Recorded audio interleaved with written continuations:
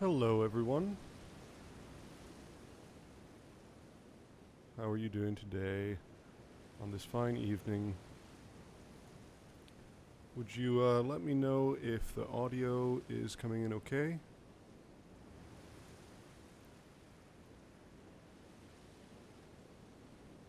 How's it going, Howdy?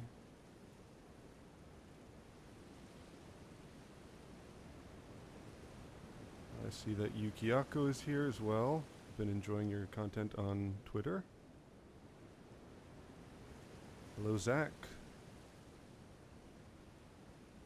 So let me know how the audio is. It's been a while since I've streamed, so it might be a little bit weird. Sounds good. Oh, perfect. Okay, excellent. Well, how's it going, everyone? So I wanted to pop on and give a little channel update, plus talk about some Elden Ring lore. So first channel update. So I have two videos in the works right now. One is a video on the music of Dark Souls. That will be about an hour and a half plus long, depending on. I've been trying to cut it down, so it's a little long right now, and I was hoping to have that out like 3 weeks ago, and then life got in the way. So yes. Anyway, nearing completion on that. And then I have another video on the Crucible, which will be coming out. I wanted to get it out before the Game Awards, but it probably won't come out until after. However, a couple other things. I recorded a sort of podcast with Elden. If you don't know Elden, you should go and subscribe to his channel right away. I watched his lore through as I was playing through the game, and he observed a whole bunch of things that I would have never noticed. He's got some great insights, and we hit it off, and we've been talking ever since then. And so we did a long conversation. It's about 2 hours, talking about Elden Ring, and we were going to talk about Dark Souls 3, and then it got kind of. We just got off track, so we started talking about Elden Ring, and anyway, so that will be coming up. I think he's going to post it sometime soon. I don't know whenever he's done with editing. I'm also editing it on my end. We started to stream, and then the stream failed, and then we started to do like a side-by-side playthrough, and we realized that we were playing on different consoles, so we're kind of retarded. And then we decided to just play separately, and then that was screwing up with the Discord call, so it was a big chaotic mess. We're a bunch of fools, and what we ended up doing is I was sort of playing through a bit of Dark Souls 3, and we were just talking essentially. So I'm going to upload with some of my footage, and he'll upload with some of his footage, and I think that'll be a fun conversation. I'll probably put that on Munchie because it's sort of not lore related. It's more about the game in general. Anyway, that'll be coming out soon as well. A lot of things in the works right now. I know I haven't done anything in the last month, and it's just been incredibly busy for me. Yeah. Oh, is that? Can I not say that word anymore? I can't say retarded. Okay. Whatever. We were very foolish and did not plan ahead. What I would like to do is, before the Game Awards, it's very likely that we're going to get an Elden Ring DLC announcement then, and that probably means, at the very least, some art, if not an actual trailer, which would be amazing. It's been curiously silent from them, but there's a lot of indications that this will be the perfect place to have the DLC announcement. So that's going to encourage a bunch of people to start theorizing about lore and all this stuff, and that'll sort of light a fire under all the content creators, I think. So before we get that, what I would like to do is do a stream. Not today. This will be probably on Sunday, I'm thinking. Sunday seems the best, because I have the whole day off. What I'd like to do is a stream covering all of Elden Ring's lore. Just everything. Absolutely everything. Like, I'm gonna make myself a massive pot of coffee, have some snacks, and just sit down, and we're gonna go through it all and try to figure out what the hell is going on in the game for as long as it takes. So in advance of that, what I'm doing today is this is sort of my most what would you call it? My most up-to-date character. This character has like just about everything. I'm trying to get the last few things. He's on New Game Plus. I'm trying to get the last few things. So I'm just going through it again and trying to get all the items, all the boss weapons, all that stuff, just so I can have a character that I can, reference throughout the stream if I need to look at something or go to a place. So I'm getting all the graces, getting all the items, all that kind of stuff. And that's the idea for that. And I thought I would stream a little bit now, and at the same time I could crowdsource some ideas about like how this epic Elden Lore stream on Sunday should be organized, because the problem with this lore is it's so complicated, and you can start from any point and get to any point, and like it's going to be really easy to get sidetracked. So I'm going to ask you guys if you have any ideas about things that you really think should be addressed, or things that in the lore that other people haven't addressed yet. So gorgeous. Still think Liurnia is the best looking place. So if you have anything that you guys want me to address, I've got like a giant outline that's 3 pages long right now, for things that I want to talk about. The main thing that I want to do is I want to go through the opening intro and go through every single line, just breaking down every single line, like spend 20 minutes on every line, because you can spend 20 minutes on every line.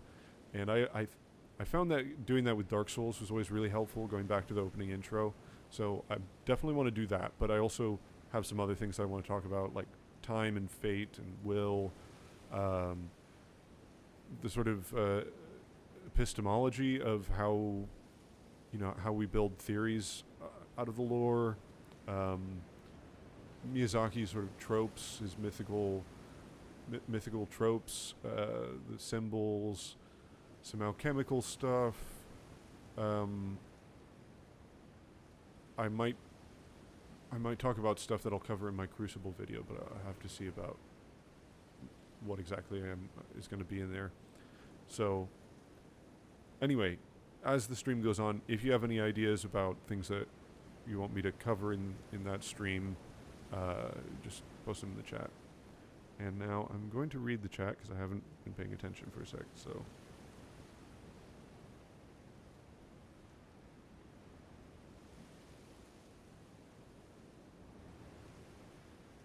Elden Ring Game of the Year. Yeah, I haven't played Ragnarok. My friend has been playing it, and he's been complaining to me about how lame it is.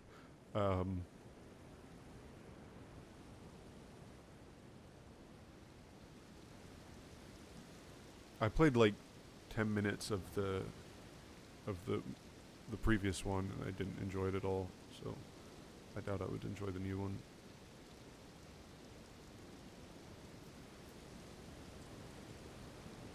We'll figure out the story, and Miyazaki will probably cancel the DLC after.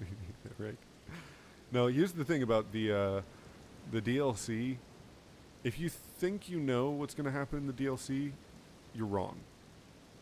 Like, if you look at the DLCs for the previous games, there's a trend, and not just the DLCs, but the games as well. Like, the stories, Miyazaki has trended more and more towards an increasingly abstract, symbolic style of storytelling. And I know some people say that, like, oh, that's always how he is. He's always been obscure. But it's kind of different. The obscurity in Demon Souls and Dark Souls is more... I mean, it is there. Like, there's a lot of symbolism and mythical stuff going on, but the obscurity is more just, like, you aren't told certain things.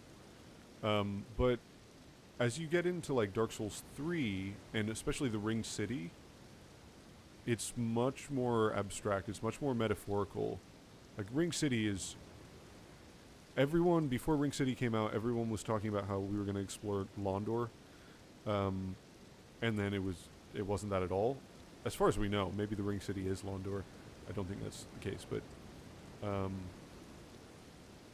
yeah, I think the DLC... Exactly, it gives more questions than answers. You know, we might... Yeah, sure, we might go into the past, or we might explore Nicola's dreams or whatever. But even that, I think... Any theory that you have about where the DLC is going to go, expect it to be more confusing.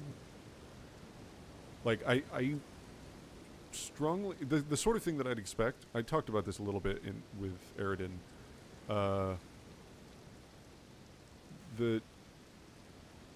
We might go into the past, or what's more likely than going into the past is we'll go... What's more likely is that people will argue, people will theorize that we've gone into the past, and it won't be clear at all from the DLC, and some people will be theorizing that this is actually a different universe. Some people will be theorizing that it's we're in an alternate timeline. Who knows? Like, it'll be something that is not explicit and not clear. So if you think you know what it is, I guarantee that you're wrong, because it's not going to be clear enough. So okay, let's see.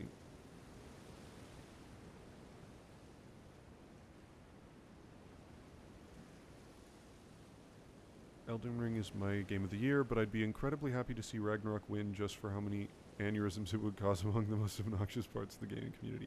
I mean, hey, look, there is a kind of... It seems like it is a kind of a Japanese versus American, or Japanese versus Western development styles. Who knows? Maybe it's what's the other one? The sci-fi with Alloy. What's that called? Maybe it's that game. I don't even know what it's called. That seemed really boring to me, but maybe it's Stray. Who knows? I mean, who cares about awards anyway? I mean, I hope that Elden Ring gets Game of the Year because I just stan FromSoft, so I want them to get more awards and be recognized, but who knows how it's being judged.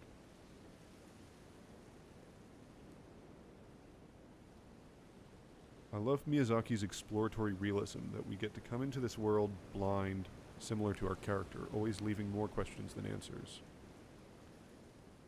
Yeah. Yeah, I mean, there's an interesting question here about, maybe this is something I'll talk about in the stream on Sunday. Like, I don't think Miyazaki has a message exactly. I don't think he crafts his stories like that. And I don't think, like, the inspiration that he takes from lots of real mythology and symbols and things like that, I don't think that you're meant to understand them in the context of real life mythology and symbols. I think he's kind of like Tolkien, who took all this stuff coming from Norse and Welsh and early Anglo-Saxon myths and language and all that kind of stuff, but he built a whole new world with it. And Lord of the Rings is meant to be interpreted in its own right. It's not an allegory for anything. It's not saying anything about the outside world. I mean, you can read it that way if you want, but that's not how it's intended to be read. It's meant to be read as a story unto itself. It's not beholden to any other kind of thing. And I think that's basically how Miyazaki writes as well.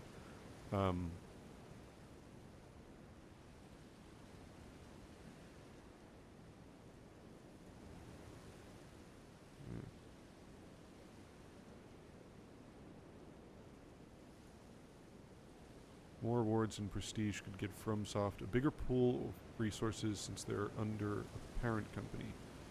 Yeah,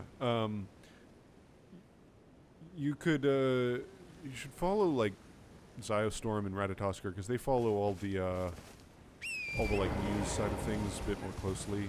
I don't really pay that much attention to it, but my understanding is there's reasons to suspect that FromSoft is developing as a company. They're expanding beyond their current, like they might publish. I don't really know how all of that works, but they might be going in different places and possibly creating more teams. Possibly, maybe we'll get FromSoft releases much more frequently as well. Probably not all of them directed by Miyazaki, so it'll be interesting.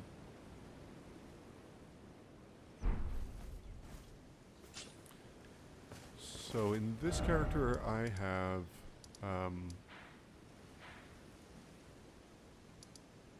I doing? What am I doing next? I guess I should go to Altus. You know what I need to do is go to Celavis. Got a list of all the things that I need to get to make sure that I have everything. Crunchy, please tell me why Alexander and Bernal can just end up in Farum Azula when the Tarnished has to release a world-ending flame in the Giant's Forge to do it. Yeah, I have to say, out of all the things in Elden Ring that don't make much sense to me, like, there's a lot of stuff which... Okay, so this is tricky because, like, Miyazaki's style of storytelling it's very poetic. It's very much based on imagery. It's it's the way that like ancient Greek myths are written. So, for instance, if you read like the Iliad, there's a moment where Athena pretends to be someone else, and it's not really clear when you read it whether it's actually Athena or it's just that character. I can't remember the character's name. Whether it's actually Athena, like that, in the guise of someone else, or whether it's just that person sort of channeling Athena. There's a lot of like ambiguities like this where it's not really important for you to understand it in a logical way. It just sort of makes sense on a poetic level. And I think Miyazaki's stories work that way, where a lot of things, like this world doesn't function by the rules of our world. And I don't just mean like physical laws, but like the logic of the world itself is more, it's more poetic, it's more imagistic than our world.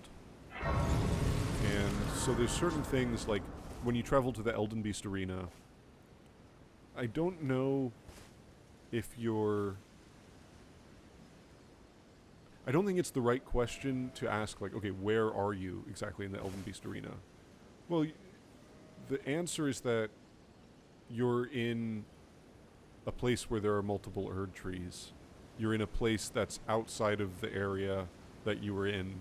It's not really that you like got teleported there. It's just that that's where the Elden Beast is. It it lives there, let's say, and trying to look into it too much in like a logical, rational way, I don't think is the right.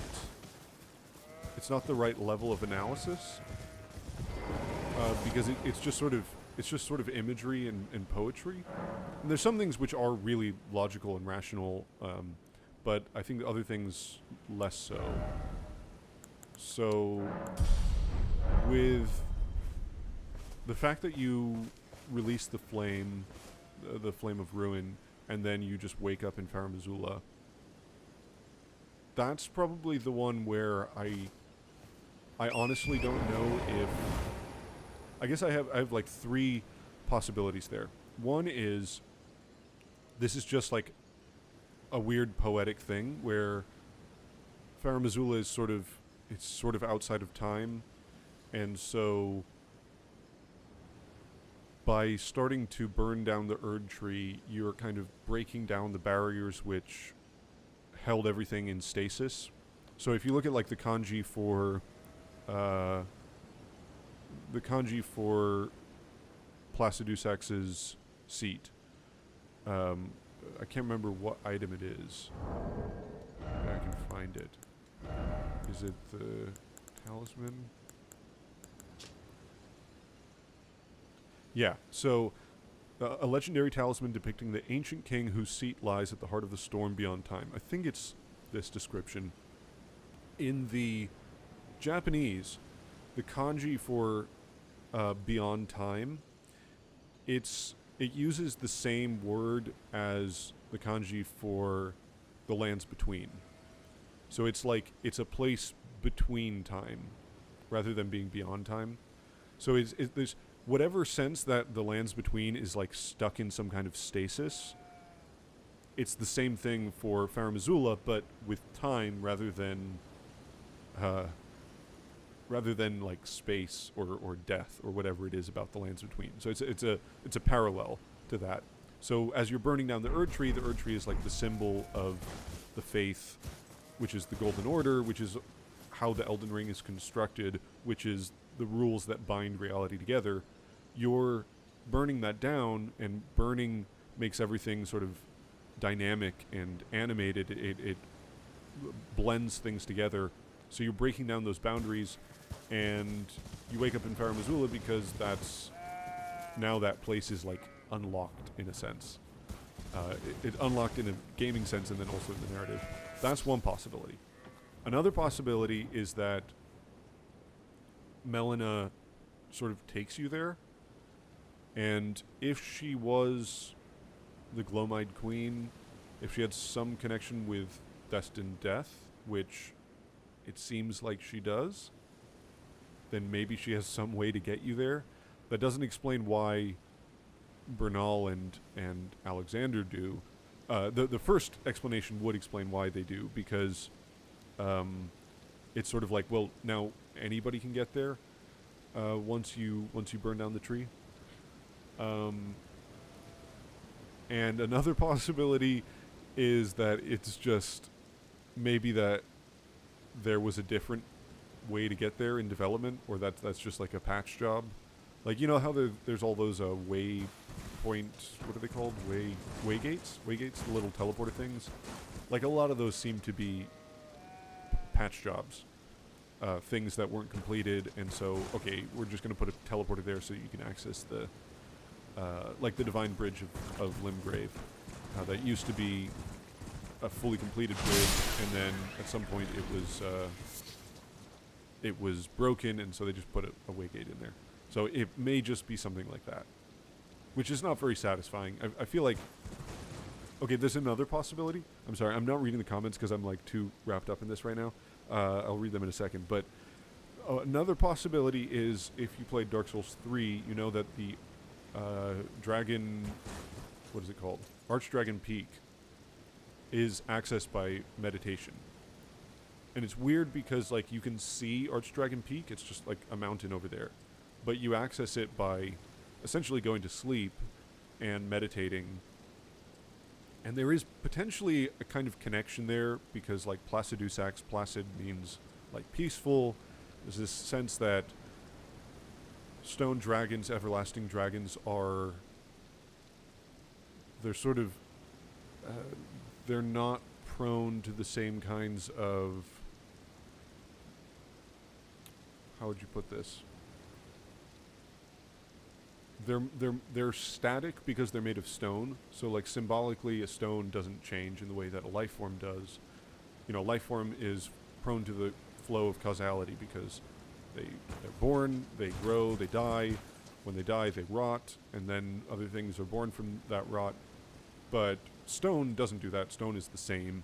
It's always the same. It never changes, and that sort of puts it outside of time, because that's how the sort of poetic logic works. So maybe the way to access that is by sleeping, because when you sleep, you're sort of, it's like being dead. You're sort of becoming static for a second. You're kind of removing yourself from the flow of causality. Something like that. Okay. I'm just speculating now. Let me read some comments.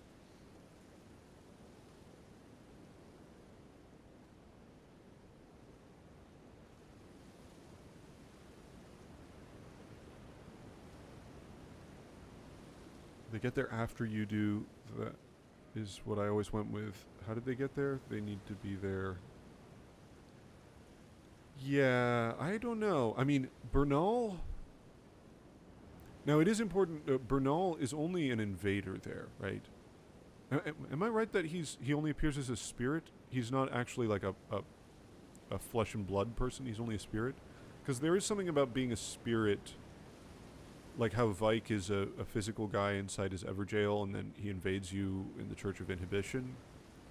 And it's clearly like a Vike from a different time, in a sense. Like his spirit is not in the same time flow as his physical body, because his physical body is like still just a dragon cult guy.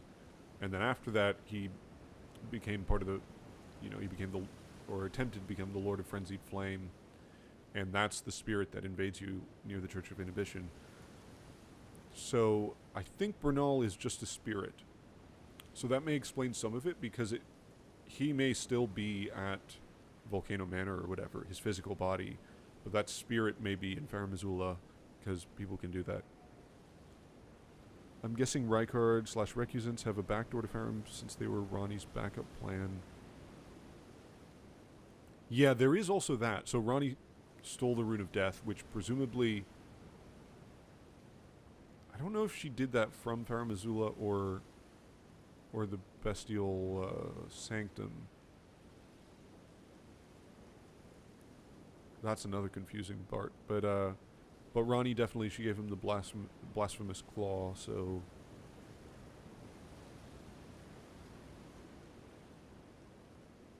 What part of the lore do you want to focus on today? Your last ramble made me look into water and its unnatural nature. For example, the body of water in the middle of the lands between. That area is isolated from the ocean, but it's above sea level, judging from the descending waterfall to the east. How is this possible? Yeah, there's definitely... Man, the whole water thing is really weird. I mean, you can see that there's this, like... So there's that waterfall that you were mentioning. And it's like a perfectly straight line if you look at the map. Actually, we can... It'll take me a second, but I can just go there. I'll just take a look at it. I think if you look at the... Actually, let me pull it up, if I can find it. The original map. So there was like a leaked map from before the game was released, which may have just been like a concept art map, but let me see if I can find a decent picture of it.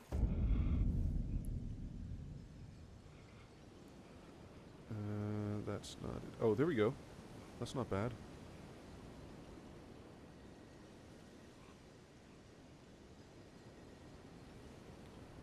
Hold on, I gotta figure out how to put this on the stream, actually. So...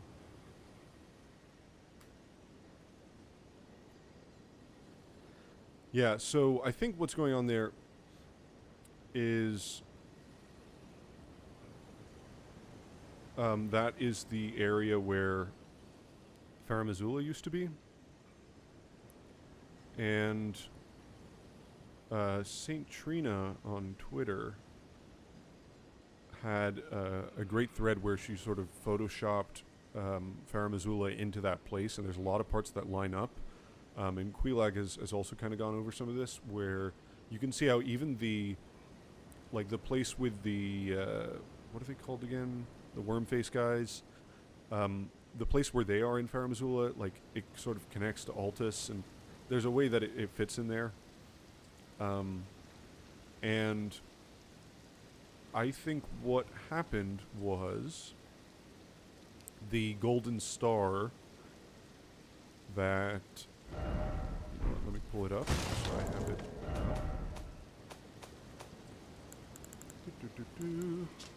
Elden stars.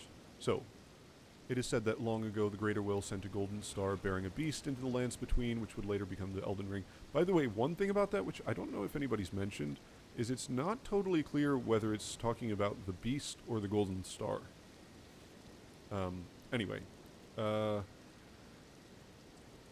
So, the Greater Will sent a golden star, which is the same as a meteor, because in Elden Ring they're the same thing. The kanji is like the same. A shooting star, like we call meteors shooting stars, but in Elden Ring they're literally the same thing. Like a meteor is a star. So the Greater Will sent a golden star into the lands between, and what happened was it struck, this is my theory, I think, is that it struck Farum Azula and sent it up into the sky. And one piece of evidence for this, I think, is the fact that when a star hits Limgrave, it like screws up gravity there, and there's just rocks floating around in this sort of concentric spiral pattern that kind of looks like the caduceus pattern of Elden stars, and kind of looks like Grace, and because that's everything in this game is that pattern. So we know from that one example that when a star hits the Earth, it doesn't just like, it doesn't create rubble exactly, like the rubble actually floats. It screws up gravity. And so I think that's exactly what happened with Farum Azula. And if you look at the original map, if I can actually get this to work. Hello?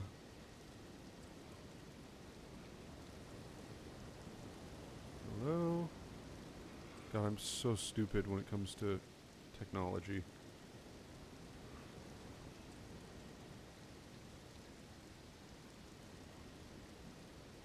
Okay. Can you see this?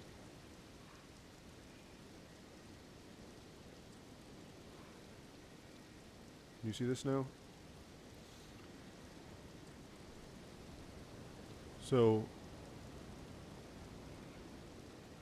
is this not coming up? Oh, maybe I need to shut down the... Let me just turn off the video for a second.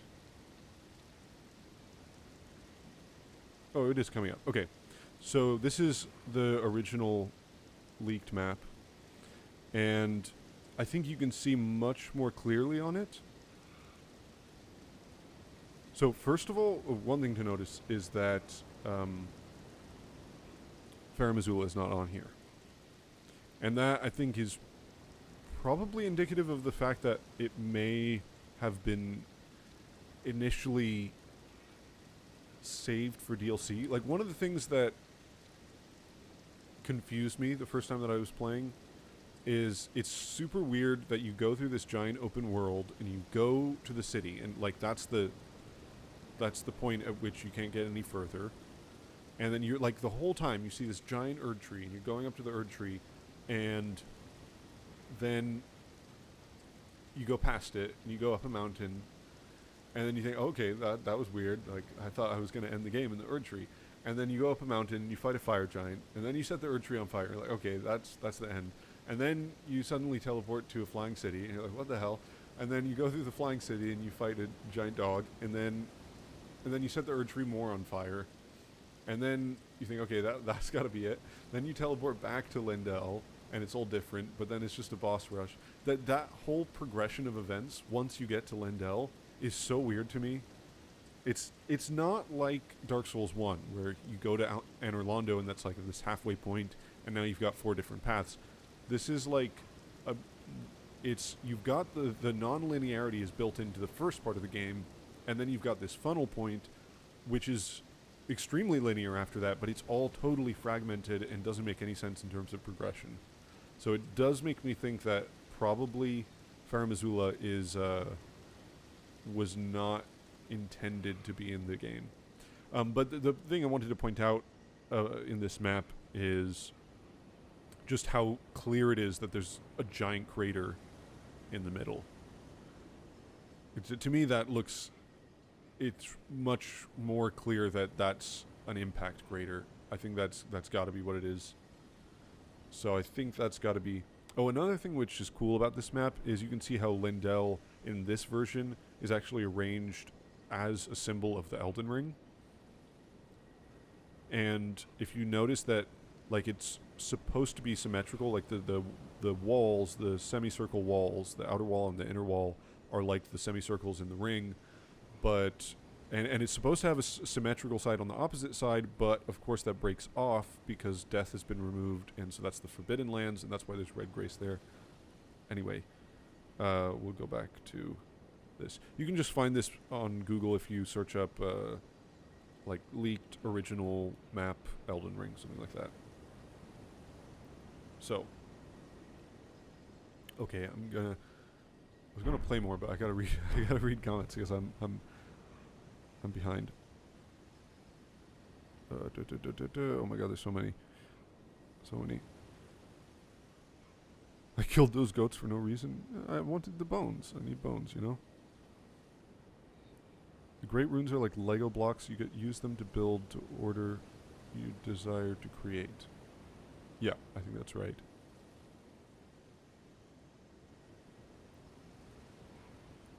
I love looking at the gold tree. I hate when you set it on fire. Yeah. Yeah, I wish I could just keep it like this.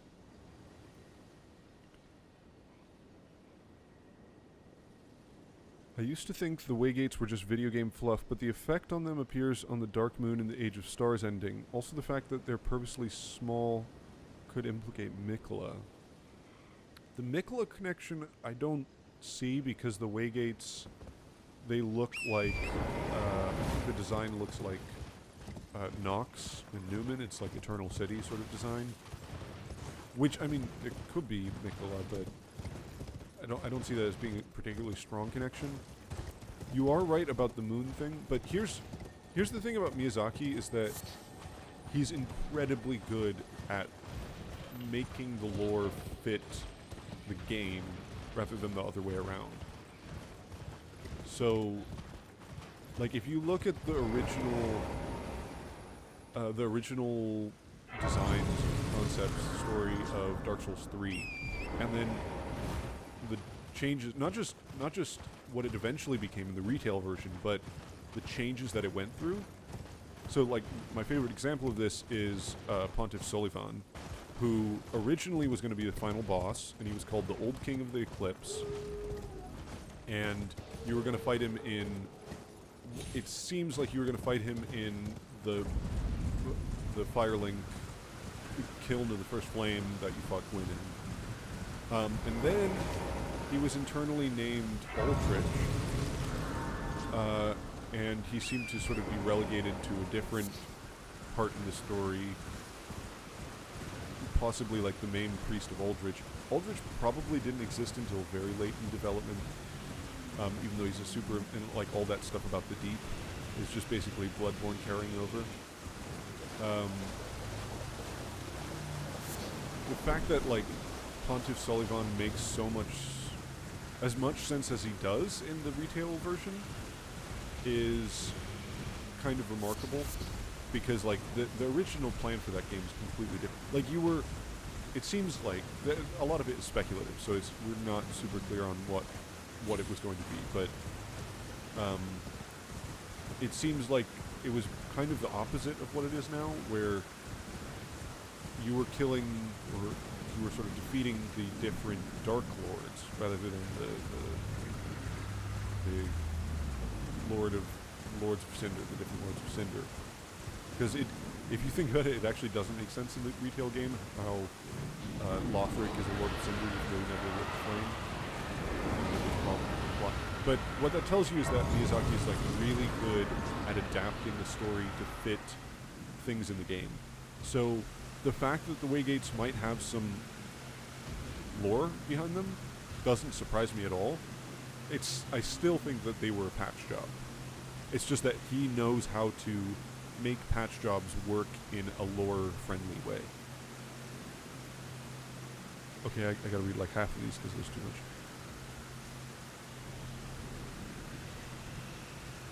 Bernal can be summoned for the Godskin duo fight. Oh, that's right. Yeah. Yeah, but he's only ever a spirit, is what I remember. Though his maiden did throw herself into the Flame of Ruin, so that might explain why he can get to Fair Missoula. Still no idea about Alexander, though.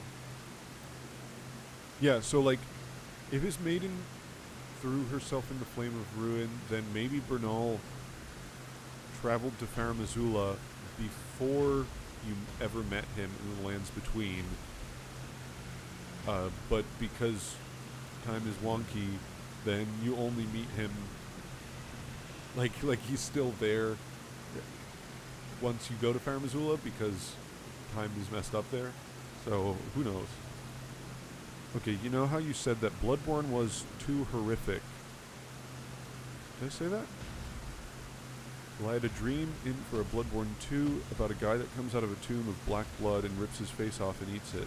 That sounds about right for Bloodborne. Yeah, I don't know if I said that Bloodborne was too horrific, but I do think it kind of... How did I put it there?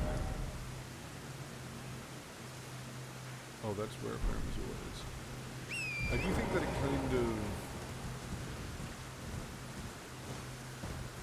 Well, how do I want to put that? It wears out its welcome. I think that aesthetic is... Like, I think a big reason... A lot of people like Canehurst, and that's probably my favorite part of the whole game.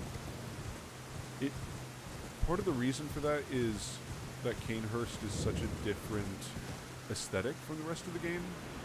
It's much more, like, gothic. It's much more Dark Souls-y, actually. Which isn't to say that like having a Dark Souls aesthetic is necessarily better, but having a different aesthetic I think is better. And a lot of Bloodborne is kind of the same thing.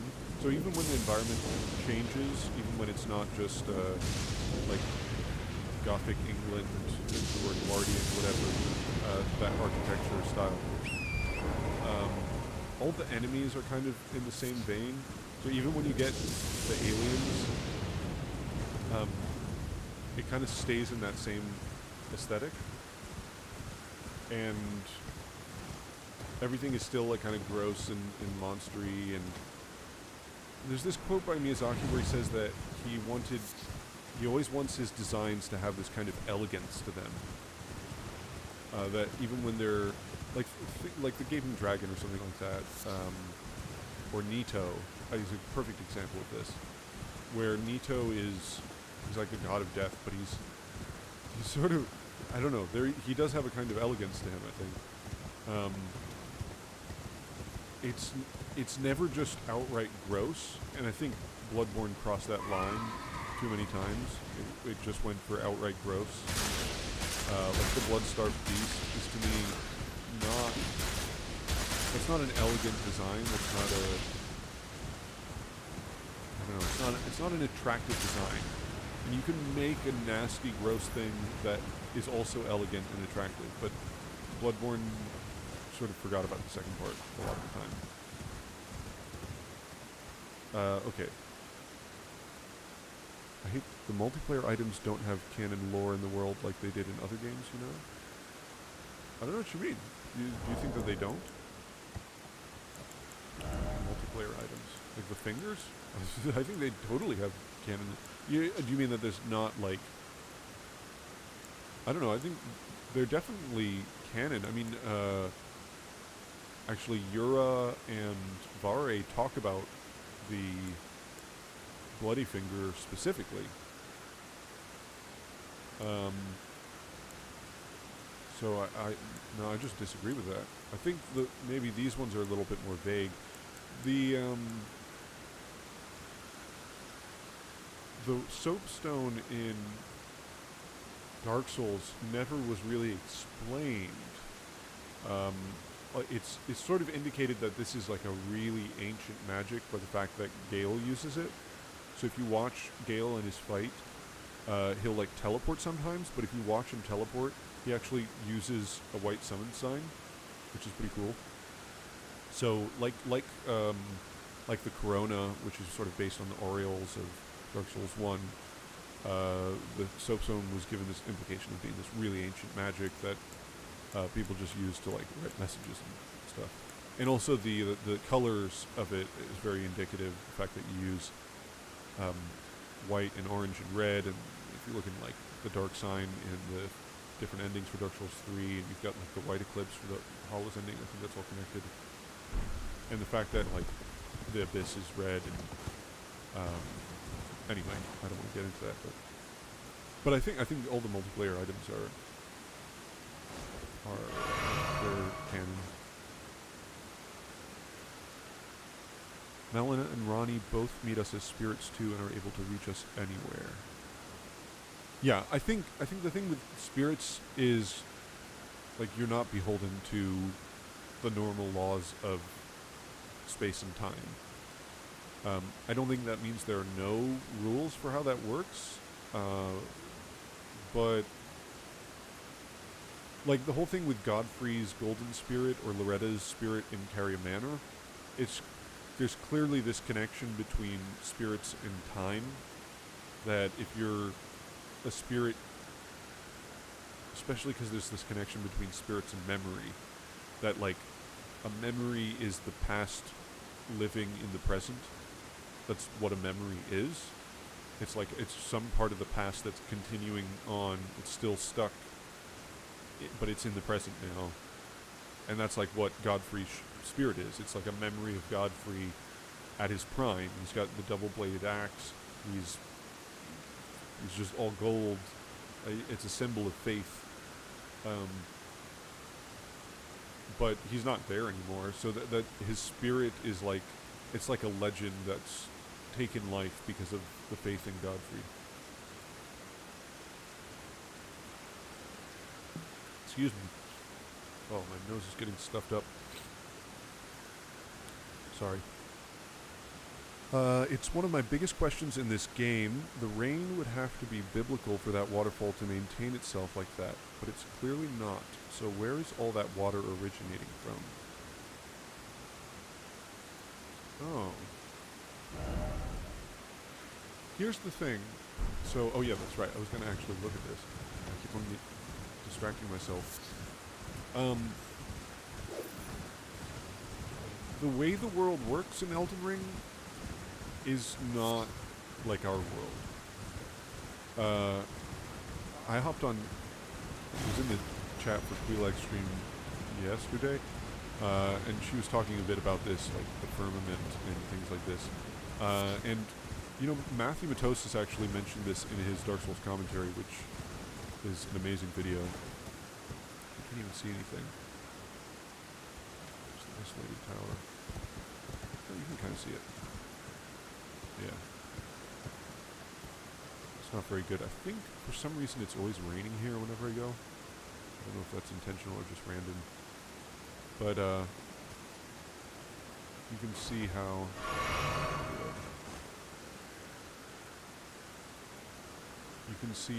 the it's just like a straight line. So what was I saying about the world, how the world works? Yeah, like I don't think it's obvious at all that the lands between exists on a planet. I think it probably doesn't. Something more like a flat Earth, or that literally this is all there is in the world, in a sense. Like, we know that there's other countries, but I don't think that the way the sort of metaphysics of the world work, that they're on the same plane of existence, in a sense. I don't know if that makes sense. But yeah, so things like gravity is a force you can manipulate. It, you literally use glintstone sorcery. You use like the souls of people um, by understanding gravity, which is an electromagnetic sigil, like the sigil for gravity. Let's see if I can do it. Yeah, so an electromagnetic field. That's what it looks like. So you can just manipulate gravity. So the idea that things are flowing in weird ways, like that's the whole world is like that. And actually, let's see, do I have the... Oh, I haven't gone down yet. You know, let's go down. Well, first let's get this race and then let's go down. Because I want to show you, with that in mind, I want to show you something underground. Let me read some more. And there's gravity magic, exactly, yeah. Also bubble upwards like aquifers do in the real world. Also, isn't there something about the map saying that the Ensel and Schiefer rivers flow from the Erd tree? Like it's coming from them? Where's the maps? Key items?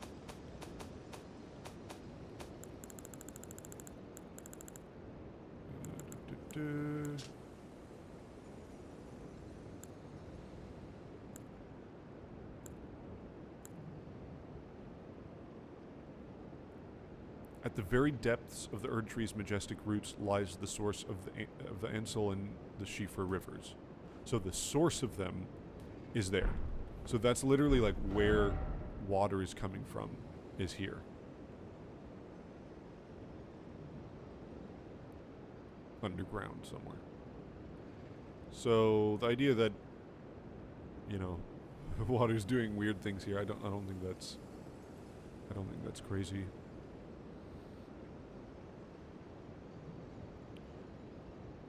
Oh my god, you guys are writing too much. I can't follow everything.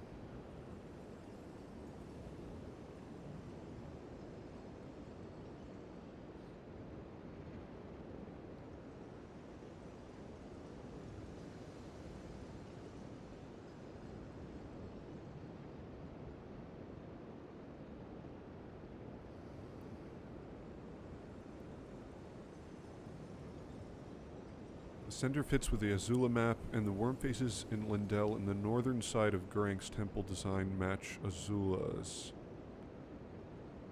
Yes. The Bestial Sanctum is definitely Azula era, which is also the same era as the Giant's Forge. And all of the ruins, like those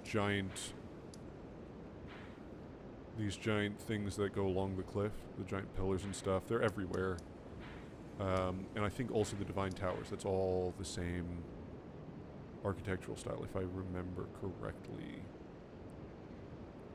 I'm not sure if that's the Colosseum style or not. I think the Colosseum is slightly later, that's like the Norman style of things like Fort Height and Castle Morn and stuff like that. I'll have to look at the Colosseums, because I think that's associated with Godfrey, which is like, it seems to be a slightly, that's a different civilization, so. Yeah. So let's get this and then we'll travel to the underground. I never get tired of taking this elevator anyway, so it'll be fun. What's the fastest way to get there? I guess.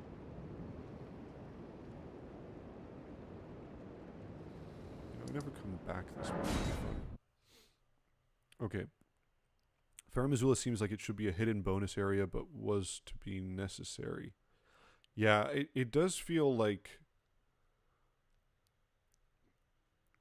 It does, I don't know, something about it feels off. The fact that it's all the way over on like the right side.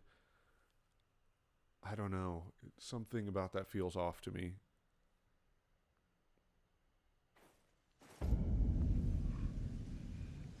Ordina is a Nox settlement as well, and it's the town that guards the entrance to the Haligtree. Also, the only way to enter the Haligtree is one of those gates. Yeah, something like that makes a little more sense to me, why you'd have a waygate there. It still feels like a kind of, I don't know, like you could have done something more interesting. I sort of like the running joke in Elden Ring is like, if you don't know how to get someone somewhere, you have a waygate or a coffin. I feel like if they had had more time to develop all that, they might have come up with something different, but that looks really pretty here. Yeah, one of the things I noticed is that all of those Norman castles, like there's Fort Gale and Fort Hyde over there, they're all on the coast, which seems like, I mean, one, it speaks to Godfrey's sort of military side of things, because if you want to defend yourself against people from other lands, then that would be the ideal place to go. Oh no! Oh god. I'm so glad they expanded that, expanded the radius for that. On launch, that was so awful, trying to jump down onto those things. Why are there so many fingers? Why is everything a finger? I get why everything is eyes in Bloodborne, but why is everything a finger in Elden Ring? Well, I think, I mean, I can't answer that, like, fully, but I can give you a partial answer, which is that the key part of Elden Ring is you've got this same idea that you did in Demon Souls, where, like, beliefs manifest in reality in a real way. So, like, in Demon Souls, like, your myths and legends about people had a real direct impact in the world. But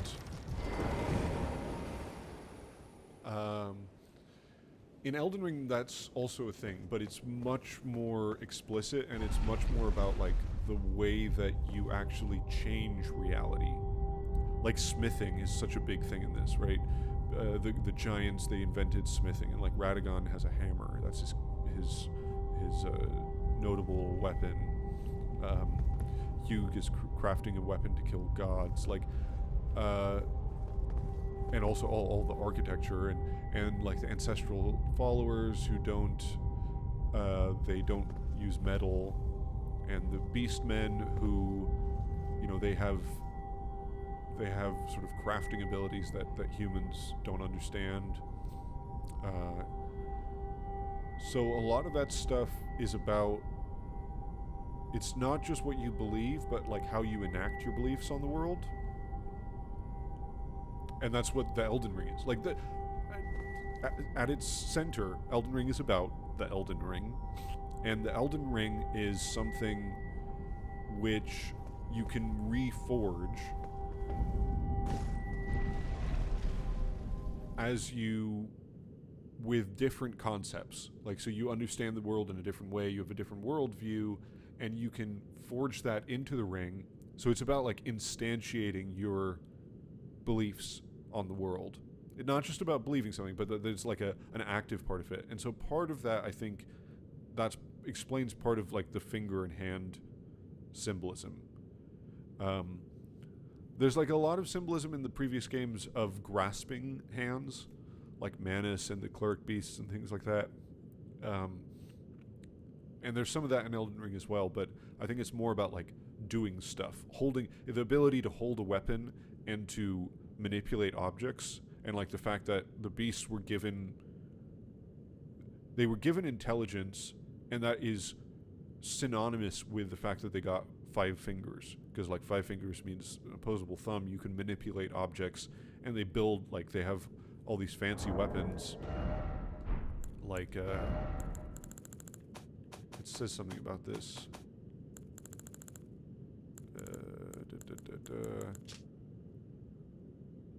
Yeah, so they have these iron weapons, so they know how to smelt metals. No, maybe it's the shield.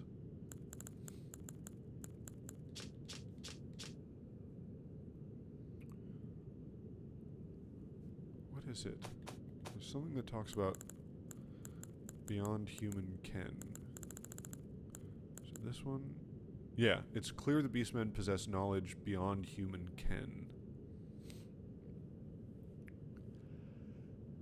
And so this idea that, like, they were given 5 fingers and that's synonymous with becoming intelligent. Let me read some more here. It doesn't explain how exactly it allows you to enter someone else's world, whereas in Souls games, you know that you're a spirit. I mean, I think... Don't you know that you're a spirit as well in Elden Ring? Just visually. I don't think it's really any less clear than it was in Dark Souls. I don't think there was anything explicit in Dark Souls about how that worked. You sort of have to infer it all.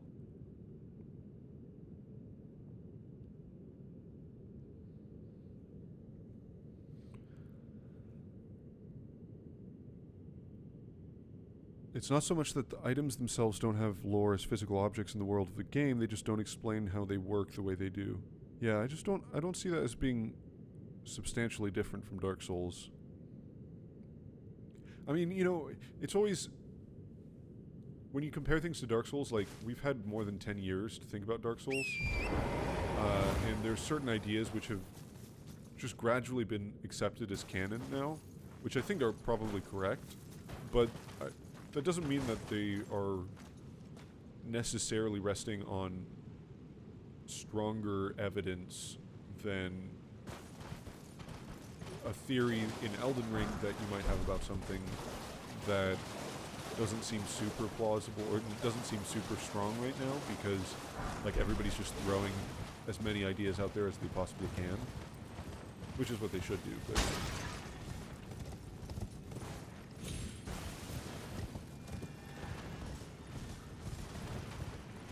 okay, so here we have the water. Now, one of the things I mentioned in my crazy Thanksgiving stream was the fact that you travel down a well, which is really weird, because it's obviously not, like, this is not underwater. But, anyway, so I wanted to get to a specific place.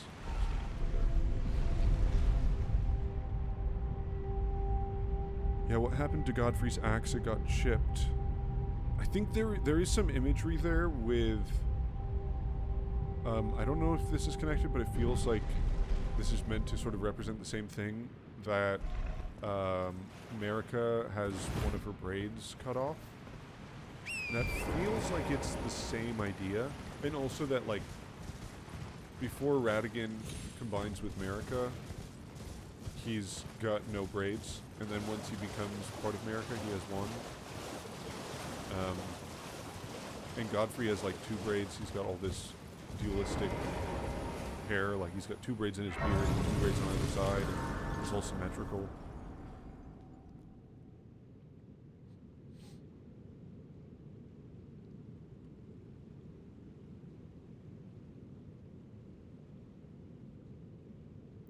I imagine the fog is a boundary separator between worlds. Yeah. Yeah, well that goes all the way back to Demon Souls. Maybe I should read out the names as I'm reading these comments just so people know who's saying what. So that was Fudanshi Garbage says, I imagine the fog as a boundary / separator between worlds. And that is exactly what it is, going all the way back to Demon Souls. Fog was...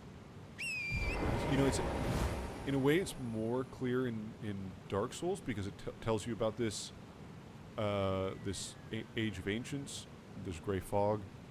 But in Demon Souls, it's this fog swept the world when you have this demon that appears, which is eating people's souls, and so people lose clarity. And yeah, it's exactly that. That's why we have fog gates. In Elden Ring, they're all gold fog gates, which is, I almost think it would be more fitting to have them just be normal fog. But it's the same idea. Fog separates you from one place. It's a transitional state, right? It's in between air and water, so it is a transition, like symbolically.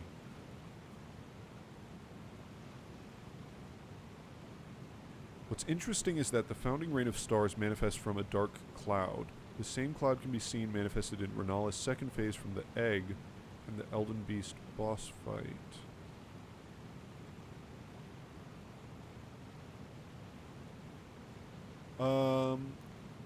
Renala's second phase, I don't think that's the same cloud.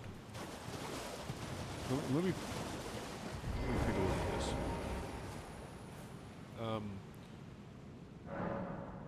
Because I remember it being much more like a viscous dark fog, which is different than the... I can't even use it.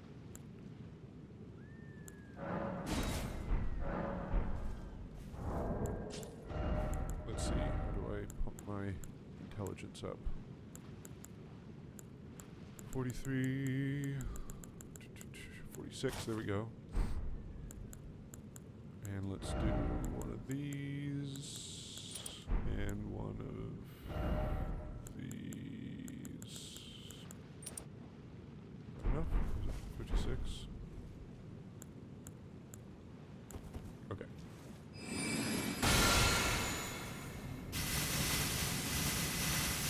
Yeah, I think that's something slightly different. That's like a it's like a nebula. It's closer, actually, I think, to this thing, which is also what you see in the Astel, which is, I think, connected to what you see in the Elden Beast boss fight, because there's a lot of similarities between Astel and the Elden Beast.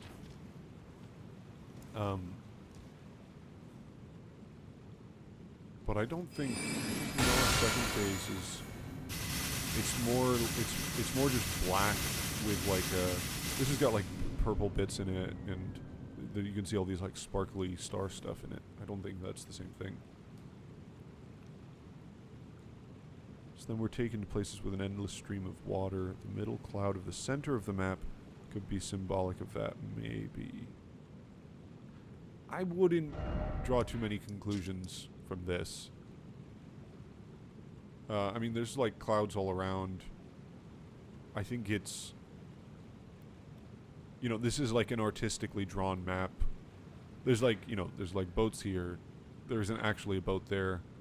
There's like people sailing. Well, some of these shipwrecks might be accurate, but like, you know, there aren't actually people here. So there's a bit of artistic license with it. I wouldn't read into the cloud there too much. There is that thing with like the unused texture, which it's almost nothing. And it's so much nothing that if there was anything there at one point, it would have had to be way early in development. Maybe it was Farum Azula, and then they realized they want to save it, so they like put it away so that people wouldn't see it. But I don't know.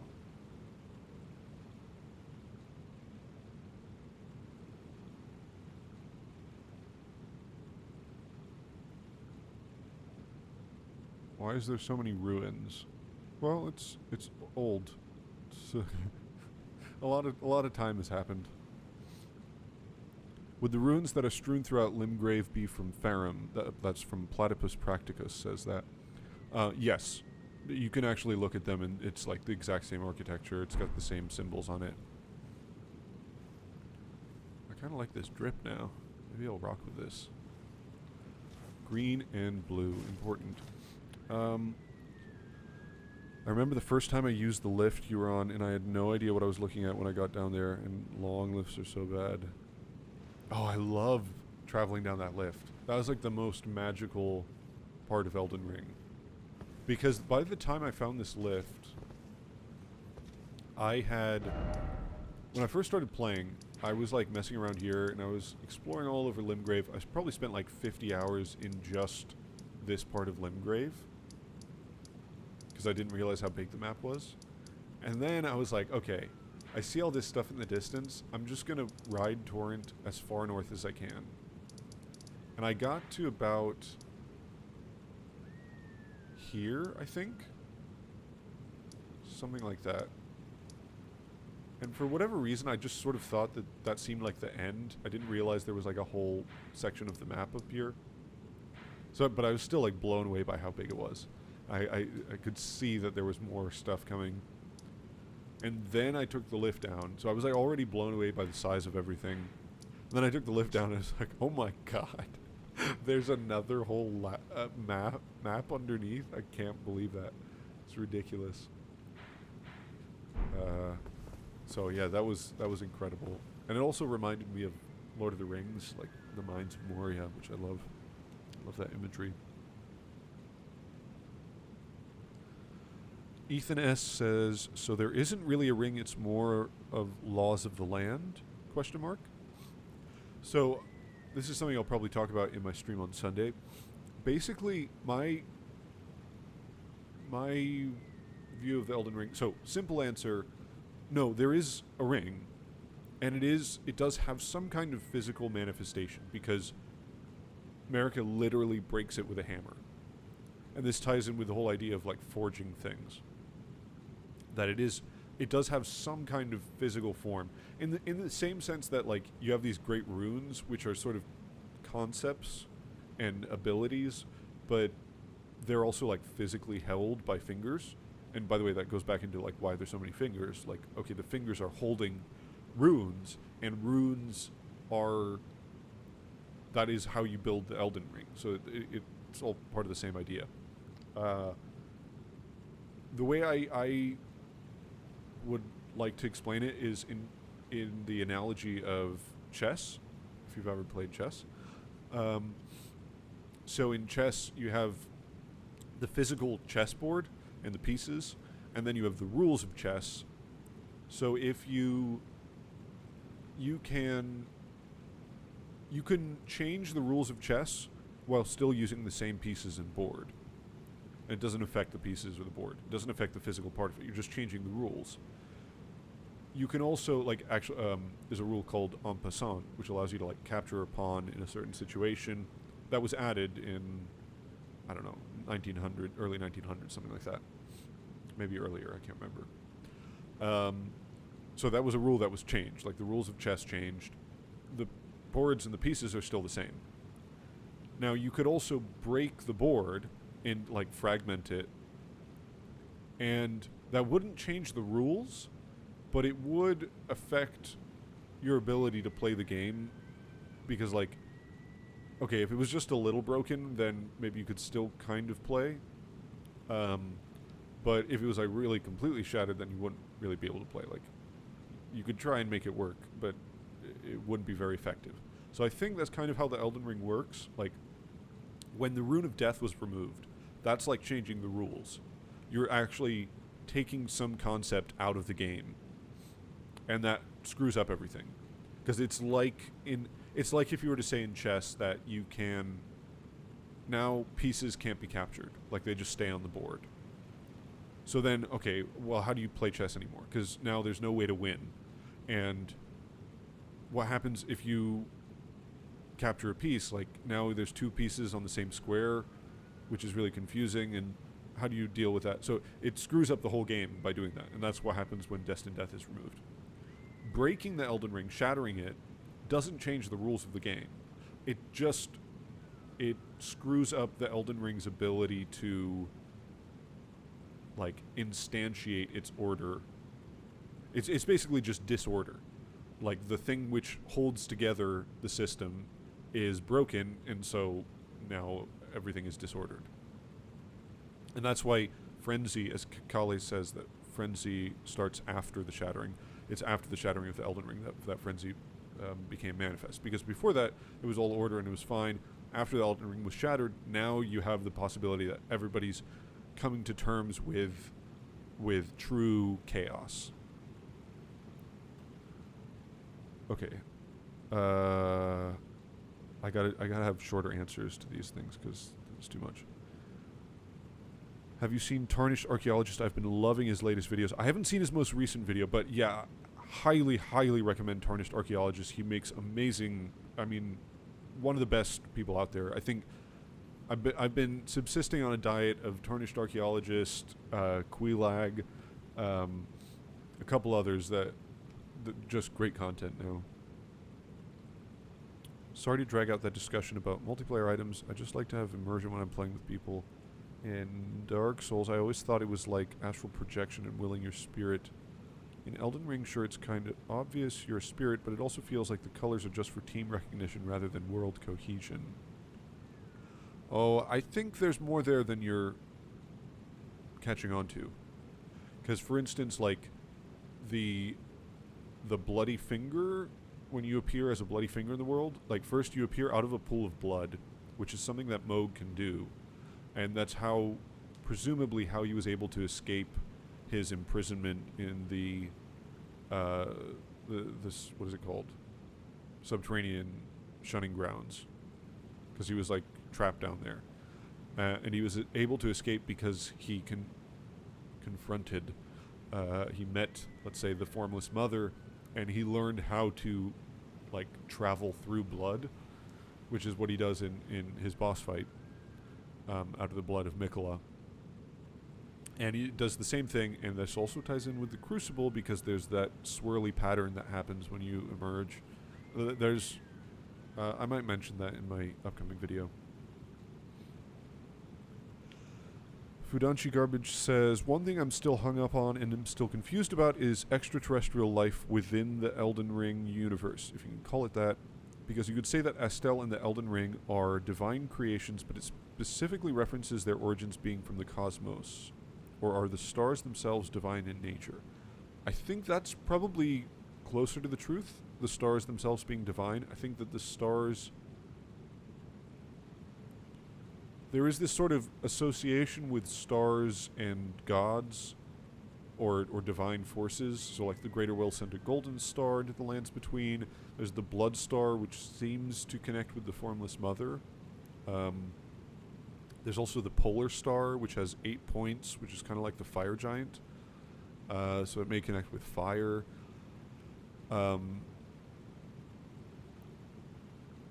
Yeah, I think that when you look, so, like this false night sky,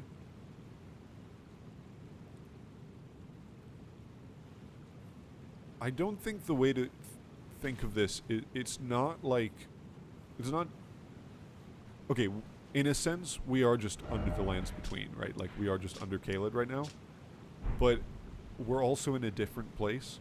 Like, I don't think that the real sky and this sky are actually that different. I think that the real stars... This is something I've been struggling with, and I haven't done a video on it because I don't really know how to express it properly, so I'm probably going to sound stupid right now, but... There is, like, if you do Selen's quest line, her whole thing, and what the primeval sorcerers were trying to do is... They kill sorcerers, and they combine the sorcerers, like their souls, let's say, their heads at least, into these giant balls, these graven masses, which then become the seeds of stars. So the primeval current is a forbidden tradition of glintstone sorcery. To those who cleave to its teachings, the act of collecting sorcerers to fashion them into the seeds of stars is but another path of scientific inquiry. So the idea is that stars are born from the combined souls of people, I think, is what's going on there. And this goes back to, like, Demon Souls and Dark Souls, where sorcery was heavily implied. I think it was basically explicitly stated in Demon Souls that, like, that you're manipulating, if not an individual soul of a person, like, you're manipulating the life force of people. Like, that's what the soul arts are. So the sorcery is, like, the manipulation of people's spirits, of their souls, in order to, you know, kill your enemies. or do other things, and that's what I think that's what glintstone sorcery is. So glintstone sorcery, I think, is you sort of it's people's souls in the form of a mineral, in the form of a rock, pyroxene, which is what it's called internally, which is the same name as the augite in Demon Souls, and that you can perform, like, it's got power. You can use that power to kill your enemies, but you can also turn it into a star somehow. So, and then we know that the Elden Ring came from a star, and the stars govern fate. I think the idea is that stars are basically just like masses of souls, and like the Flame of Frenzy, for instance, I think is basically returning everything to that initial golden star. So if you imagine that there's multiple stars and they're all like these divine fiery rocks, because they're meteors and they're also stars, then like fire is an expression of, it's like an expression of divine power, and you've got all these different types of fire from the different gods. And I mean, they're fiery because it's like a star. It's a burning thing, which is a collection of souls. And like in Dark Souls, souls and fire are basically the same thing. Like, souls are the souls of lords were within the flame. A soul, it's like a burning desire. It's a dream.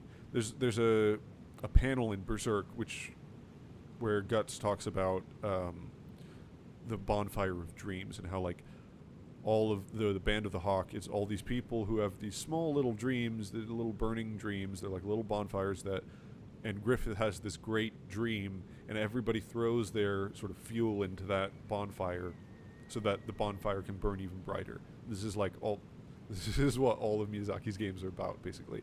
It's like ambition and desire and will. That's what fire sort of represents.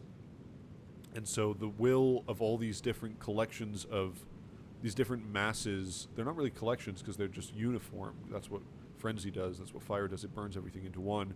So all these different stars are like their divine souls, masses of souls, that then their power on the lands between manifests in different ways, usually through the different types of fire. That's basically what I think is going on there.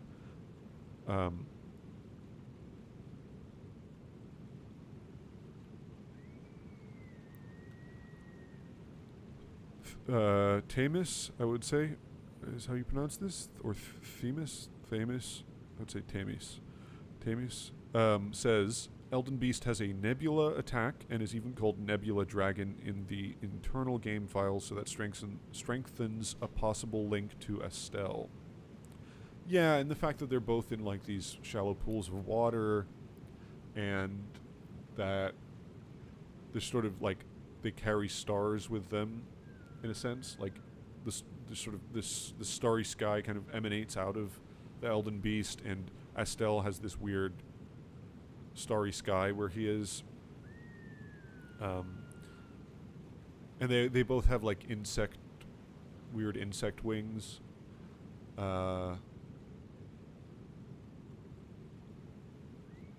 Yeah, there's a couple other connections, but I won't get into it. Aren't those people in boats the Tarnished, leaving the lands between? Well, you're talking about the map. I think some of them are coming to the lands, it looks like.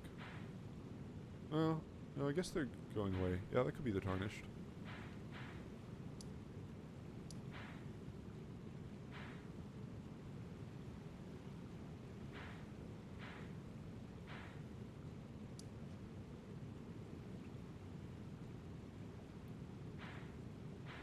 Is that all of them? Yeah, I don't know. I would, like at that level, I probably wouldn't read too much into it.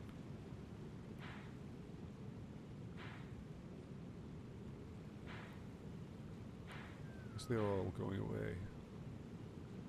These guys seems like they're going forwards. Yeah, I don't know. I wouldn't. If there was another piece of evidence to like go along with that, or just anything else to go along with that, I don't know. Just that alone by itself, like the fact that there's a cloud here, doesn't seem to me.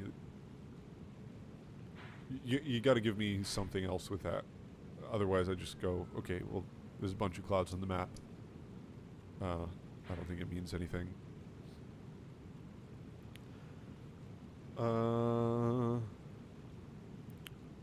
Puzzle-headed 619 says, trying to post a link to a picture of the dark cloud in Renala's second phase. Looks very similar to me.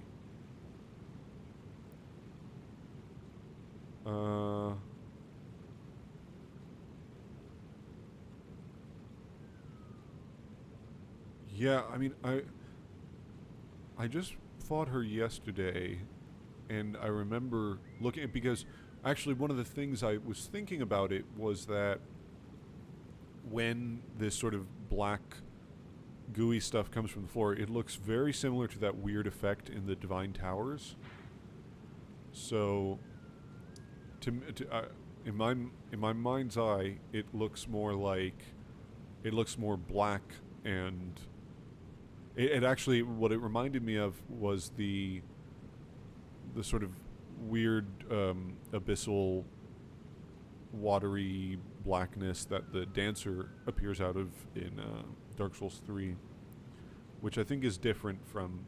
I mean, there may be a similar connection there, but I think, and I mean, there is obviously like stars, Renala, the moon, Ranni's seems to be like Ranni's spell of summoning this water, and Ranni's ending also. There's a bunch of water on the floor, so yeah, there is some kind of connection there, but I don't think it's exactly the same thing. So, but primeval current, water, there's some kind of connection. Yeah. Did you already talk about what you expect from the DLC? No, I have no idea what I expect from the DLC. I mean, what I expect from the DLC is, my only predictions are like very vague. So, very abstract. So what I expect is that Miyazaki will address the themes of the base game from a different angle, in a different way, with different characters. I think it will feel very different from the base game in many ways. I think it will have it will probably have a poison swamp. There will probably be themes of decay and the cycle of life, and how stopping the natural flow of things is bad, and there will probably be some shenanigans with time, and some people who, something to do with like faith, and how that conviction, too strong of a conviction in your belief, can lead you to conflict.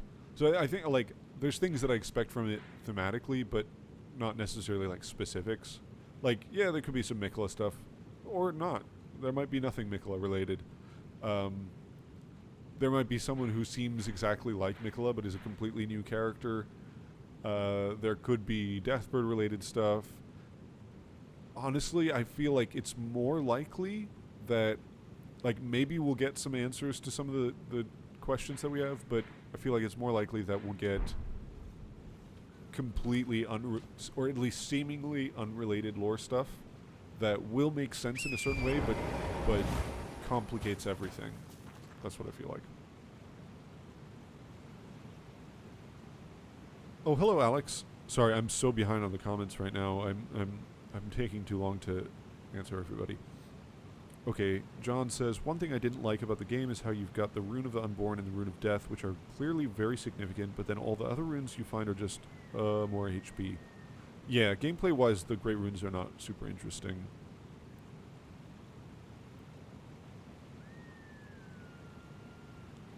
Melanius is the only one that tries to do something interesting, but you get it right at the end of the game, so it's pointless. I think I basically said exactly that in my critique. Howdy. Oh, you're allowed to fall asleep, Howdy. That's alright. Sorry.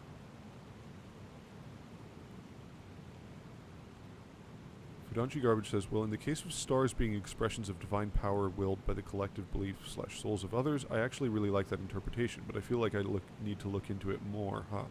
Yeah. So, like, one of the ideas that I am increasingly convinced by the way, I can't remember who was talking about water. Maybe it was you, Fudanchi, because I've been trying to get to this place and I just keep on forgetting about it or getting distracted. So one of the ideas that I've been playing with is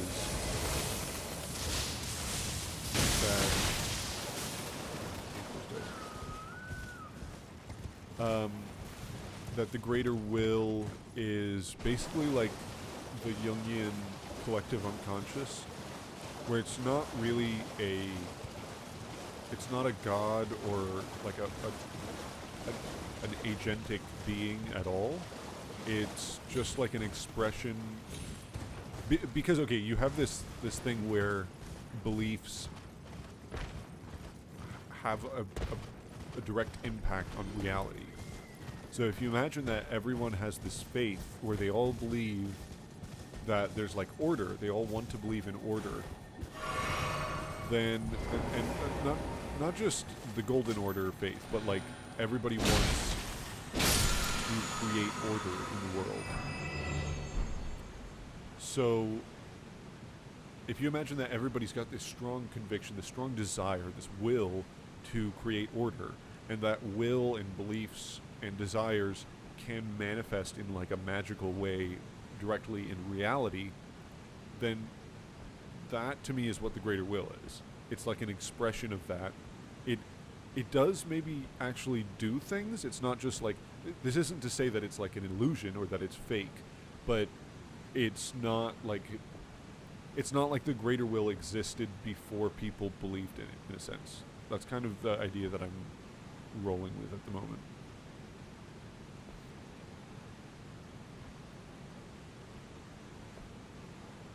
Alex says, I haven't been playing as much lately due to work obligations and other new games, but glad to see the occasional chill stream. Yeah, I took a long break from Elden Ring, and then me and my brother started playing again, where we started to go through it without teleporting, without using torrent, and I also decided not to use the Flask of Wondrous Physic and a couple other things I didn't want to do. That's not this character, that's another character. And that got me really back into the game again, because taking it slowly like that, and also just, I think Limgrave is, starting a new character is it's much more fun in the early game, so. Okay, GB says, let me pitch a curvy one. The Black Knife scale armor came from the God-devouring serpent. They both have blue mixed with black scales. Does the God-devouring serpent have blue? Because the Black Knife armor has blue feathers on it, which I think relates to the cuckoo and the twin bird. I almost said cuck. So if you look at the twin bird, it's this. Well, I can just actually show it to you instead. There we go. Okay, so it's this black bird against a red background, and there's like gold there as well. And then a red bird against a blue background. And we sort of know that, I mean, it mentions the deathbirds in this description, so that kind of seems like it correlates to the blackbird. And there is like alchemical imagery of the raven and the phoenix. Like, there actually aren't that many specific birds in alchemy. The symbols, like, you've got the raven, the phoenix, the pelican, the peacock, and in some more like Gnostic or Christian stuff, you have doves, which represent angels. that's pretty much it. Like most birds fit into one of those, or else they're just like generic birds. But most birds in alchemical imagery fit into those stereotypes. I don't think I'm forgetting anything. Pelican, peacock, raven, phoenix. I feel like there's a fifth one, but I can't remember what it is. Anyway, there aren't that many. There isn't like a whole bunch of like hawks. I guess eagles occasionally. That's more than alchemy though. That's just like more general symbolism, but it's not really specific to alchemy. Like I guess you do get eagles. Like sodium nitrate is a white eagle, I think, or ammonium nitrate. I can't remember now. So, but it would indicate like probably the phoenix, which would mean that this has something to do with death, because the raven and the phoenix, these are both related to death. Raven is like, well, that's just death, and then the phoenix is like rebirth. It's coming out of death, and also like the phoenix against a blue sky could mean like the spirit being freed from the physical body. So that's a kind of alchemical interpretation of this. But in the lore, we don't see any kind of thing that resembles a phoenix. But we do get the red and blue branch swords, which are also connected with the death birds, because they've got this the ancient death rituals, and they've got that sort of Helfin pattern. And you've also got the red and blue, so the connection there, and obviously that like connects with the fact that you've got a red health bar and blue. So the red is blood and blue is the mind. But then, so now we were going to look at the black knife armor. So there are some blue I need to get to a cliff so I can see properly. Okay, well first let me just look at this so that I do this before I forget. So you've got this like Shifa River coming down here, and then over there, I guess I gotta actually go over there to do it. So on Quilag Stream, the illustrious Big Pisser pointed out that you can see a sort of blue feathers on the Drake Knight armor, which I will point out in a second. So, sidebar. Let me just talk about this for a second. So, this is where the Shifa River goes. And in my mind, this is essentially where this is sort of like this lower lake, if you can call it that. It's almost like it's not real. It's like a fog. There's just nothing there. That is like death or something. It's like this isn't just a location in space. It's a location in, it's not just a location in physical space, it's a location in metaphysical space as well. So the idea of like a waterfall carrying you down, and that's also, you travel up the waterfalls in coffins and stuff. So there's this idea that like a waterfall, there's also another similar, I can't get to it now because this character hasn't gotten far enough, but in Deep Root Depths, if you look like, I think it's the Nameless Eternal City Grace. There's like this huge, again, it's like the one on the upper map where it's just like a flat line. It's just a very simple line, as if it's been cut off, where this waterfall is just going down into like nothingness. And I think that's not just like a map design thing. That means something. So there's, I think, maybe a similar idea in the above ground map that like this is the border of the lands between this now, like up here and over here. These are different metaphysical layers of the world. Like once you leave the lands between, you're not just traveling in physical space. You're you're leaving the whatever kind of spiritual layer of reality the lands between exists in. So that's sort of my idea with this thing. Anyway, we're going to look at this. So there's some blue. Actually, those look like. Yeah, those look like scales rather than feathers. Well, I don't know. They're sort of feathery scales. There is a kind of connection between birds and dragons, because like the modern dragons do have feathers, if I remember correctly.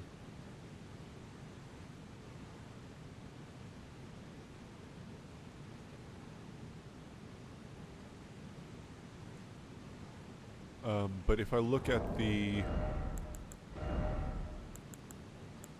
Drake Knight set, and this was pointed out on Quilag's stream. Let's see. Can you see it?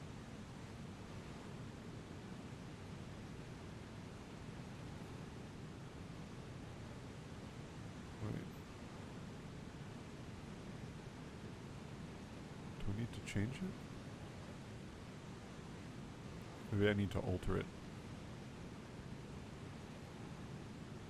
You do get red feathers in any case, but I think there's also blue feathers supposed to be on the arm. Can't get a good...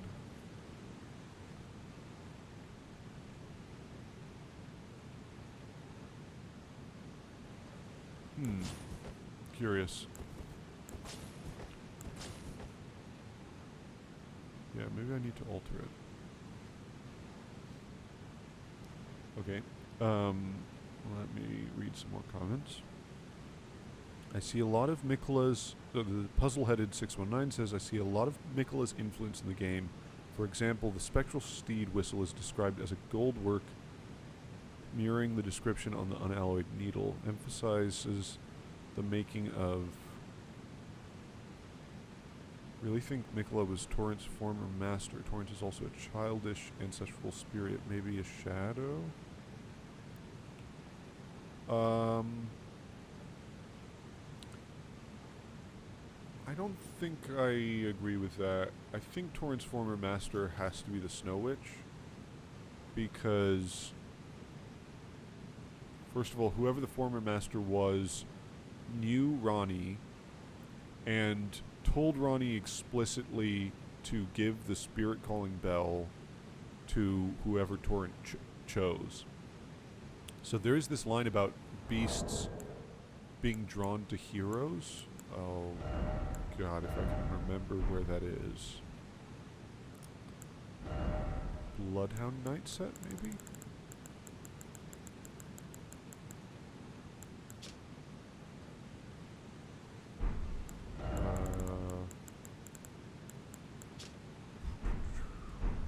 I'll look for that. Yeah, but what we know is that Ronnie says, like, okay, Torrent's former master asked me to give this spirit calling bell to you. You meaning whoever Torrent chose. So, like, Torrent chose someone, chose this particular Tarnished, to what? For some reason. And it has to be due to the fact that, like, the Tarnished were exiled from the lands between, so that when they died, they would die and not be screwed up by Godwin's messing up death. So they were reborn outside the lands between, which meant that they would be reborn, like, still golden, like the grace that reawoke them would still be unsullied, not like the unsullied as opposed to the amber that's sullied because of the Prince of Death.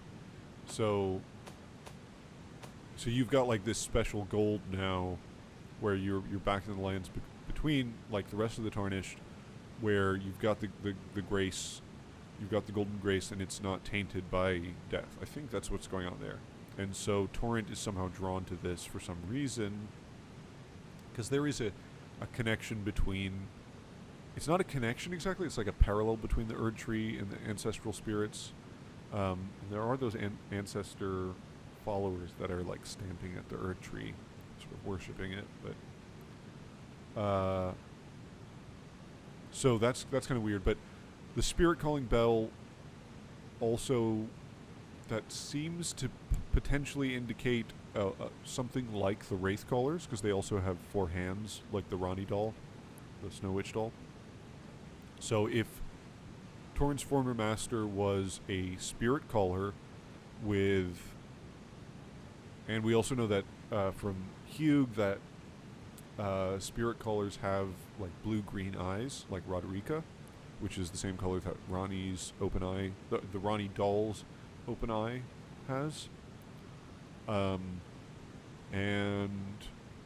also there's the fact that Torrent he's sort of shaggy, and his favorite Roa fruit is the frozen Roa, which would sort of indicate that he comes from a snowy climate.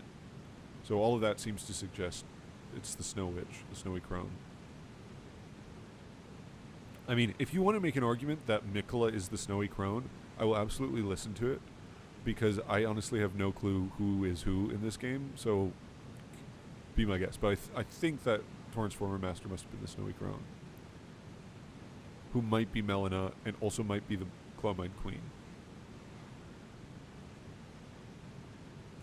Okay, GB says, so as to not get confused with real-world geography and physics, I think of the Lands Between as a sort of purgatory or afterlife where metaphysical influences are physical and visible. Yeah, actually, so an interstice, or interstice, if you will. Yeah, that's literally what the kanji for Lands Between is in the Japanese text. It's interstice, or interstice. Yeah, people tell me it's interstice, and that just sounds awful. I can't pronounce it that way, so I'm gonna call it an interstice. Puzzle-headed 619 says that explains quite a bit. Actually, Farum Azula seems to be in its own hemisphere. The sun, for example, is always present and stuck behind the clouds.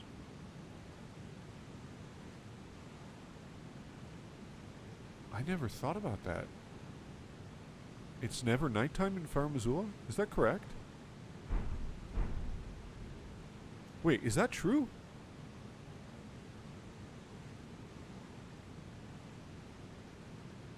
Does it never get dark in Farum Azula? It's always, the sun is always out?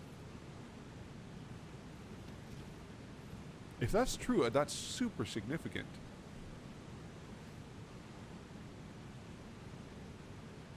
Okay, I'm gonna have to check that. Actually, I'm gonna check that right now. I don't remember it ever being nighttime in Farum Azula.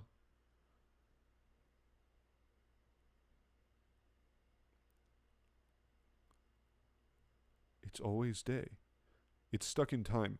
Yeah, but not just stuck in time, because what about the land of the seat of the sun? Oh, why did I log in?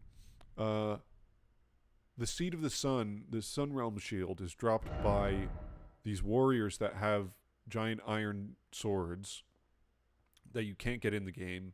They're all people who live in death. And there's a strong connection between death, which destined death is stuck in Farum Azula. Oh my god. That's huge. I can't believe no one ever mentioned that before. The rays always laminate from a single direction. Watch the shadows. What the hell? I don't know. Who has gone to Farum Azula?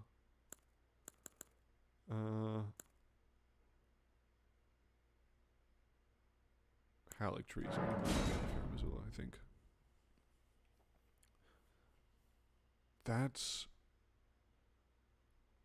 That's crazy. I mean, that the seat of the sun has got to be Farum Azula then, or the Farum Azula civilization at least. I think that's got to be super.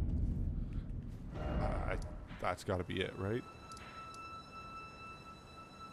Are you kidding me?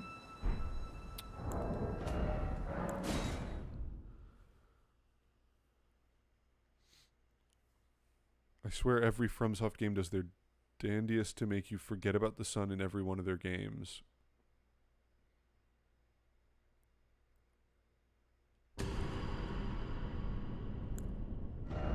I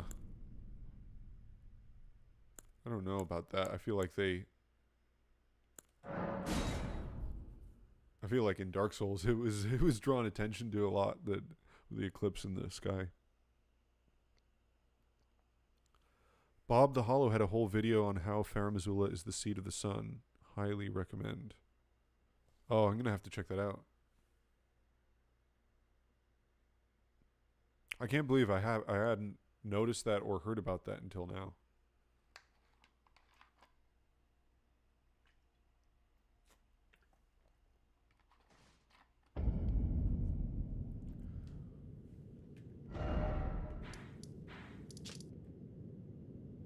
Okay, there we go. So, where's a nice place to check everything out? I guess we'll start from there.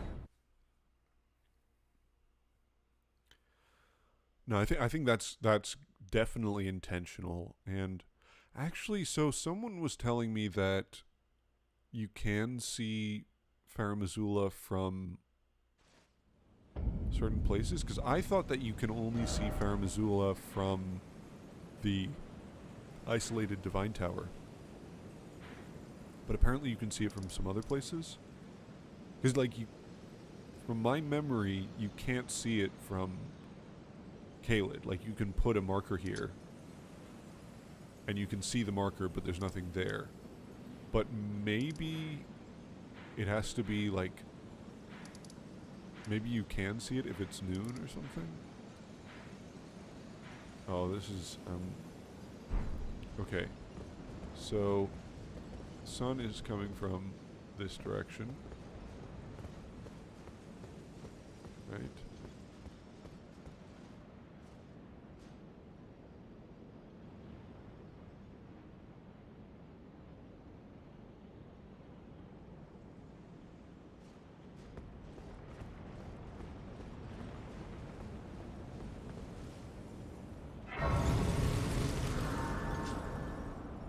Wait, didn't I just warp here? How did I warp here if I hadn't discovered that?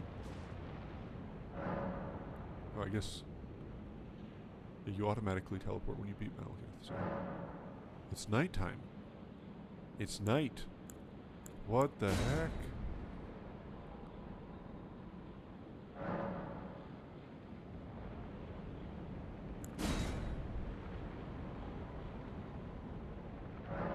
That's crazy. How did I not know that? This is nighttime in Farum Azula. That's nuts. Okay, so the let's figure this out. So, oh god, I hope I have it here. I don't have it here. Let me see if I can remember it. So the Sun Realm Shield is a shield that is dropped by certain warriors. You know, let's just go and find one. That's going to be easier. The Sun Realm Shield.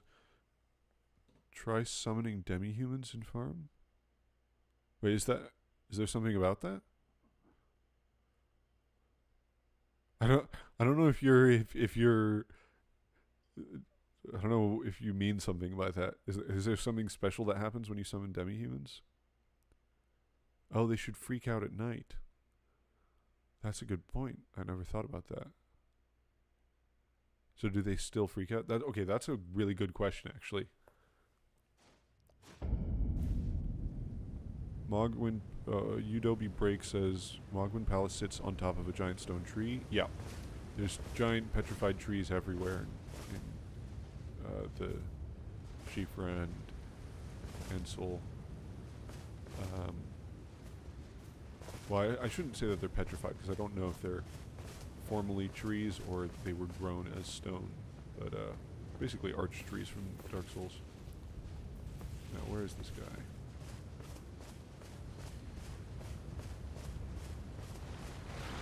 Alright, this guy has the Sun Realm Shield.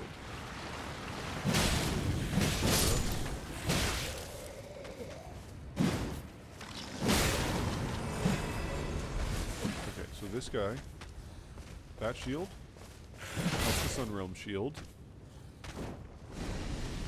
And that's incredibly cool. I wish that was a move in the game. I hope they introduced that in the DLC. Okay, but this sword and like that helmet, these are not things that you can get in the game. Those are completely different assets. Like some of the skeletons, they seem to be more recent. Like so there's certain weapons that only drop from the skeleton, certain weapons and armor. The Sun Realm Shield is one of them. The Bandit's Curved Sword, the Gross Messer,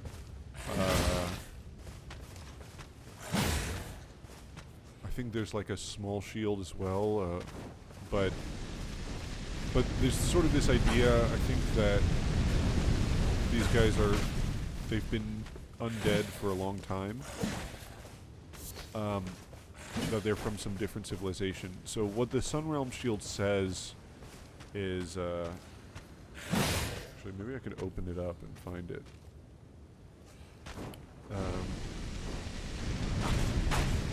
Okay, I'm gonna travel back to Farmzilla.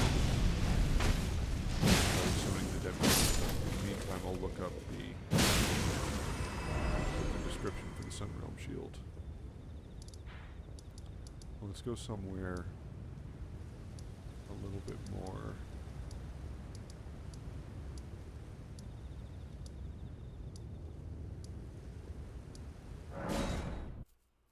A little bit nicer to look at.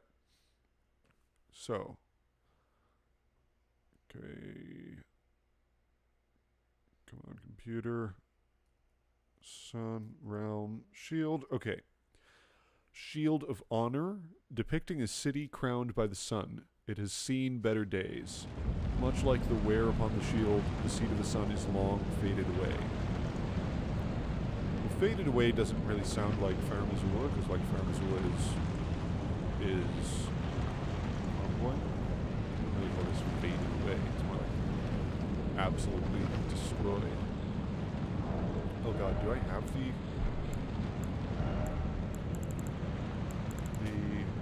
demi-human? Oh, I do! Amazing. Okay, so we're gonna... Where's a place that I can actually summon it, though? That's a question. Do you know of a rebirth monument in Farmazula anywhere? So I gotta find a place that I can actually use it.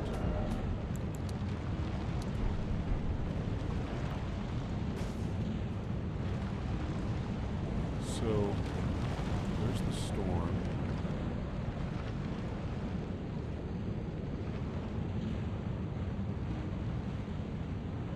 There's the Erdtree.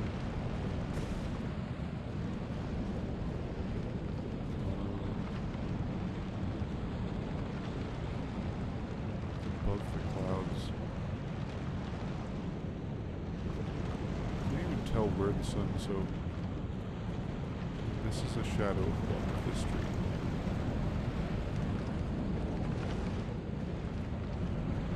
Wait, is it like coming from the storm? I'm so confused. Where's the actual sunlight coming from?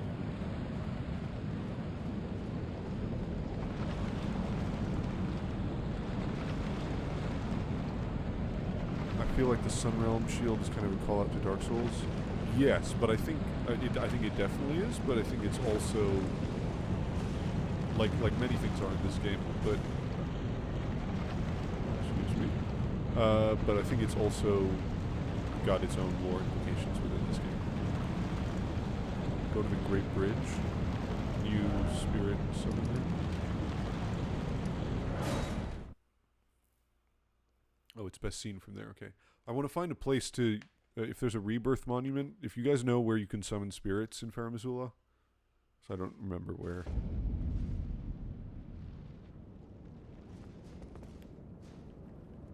Okay.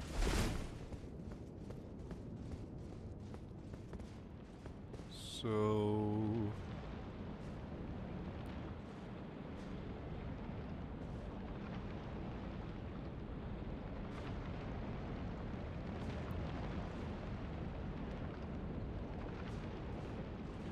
Sorry, I'm just admiring the, Never really looked at this part of it before too closely. There's this weird thing with, like, rocks coming out of the tops of buildings and stuff in a way that doesn't seem like... It feels really weird if this was, like, carved out. I guess maybe that was all dragons at one point. That actually kind of makes sense. If all of these were dragons that, like, died and became stone, because you kind of see some of them there. Alright, that actually makes more sense now. So, Great Bridge.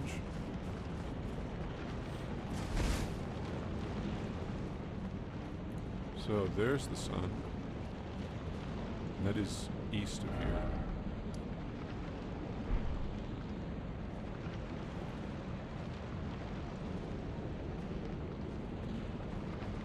That, the sun on the water,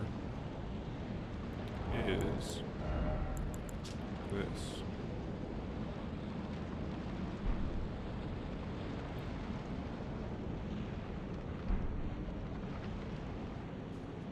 That's super interesting.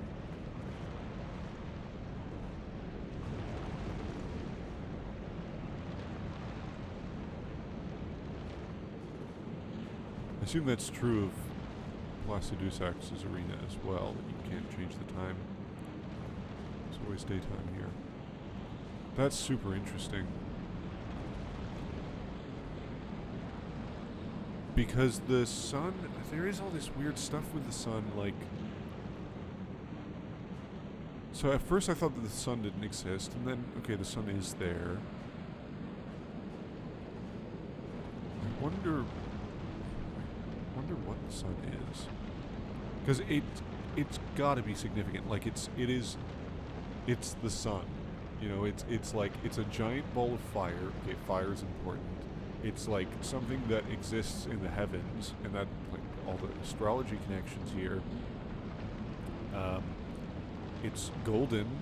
It produces light. Like, these are all, everything about the sun, all the concepts, like the symbolism of it is so important. Like, the sun is how you represent gold in alchemy.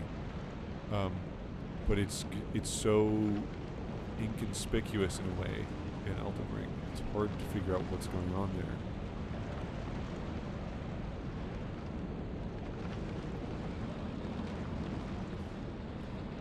Oh.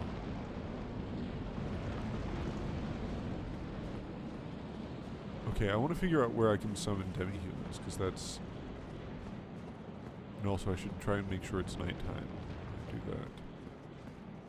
So, let's go back to the Grace, make sure it's nighttime, and then figure out a place that we can summon.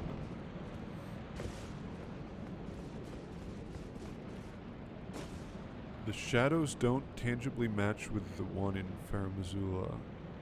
Everywhere except Farum, the shadows move from the southwest to northwest, for example.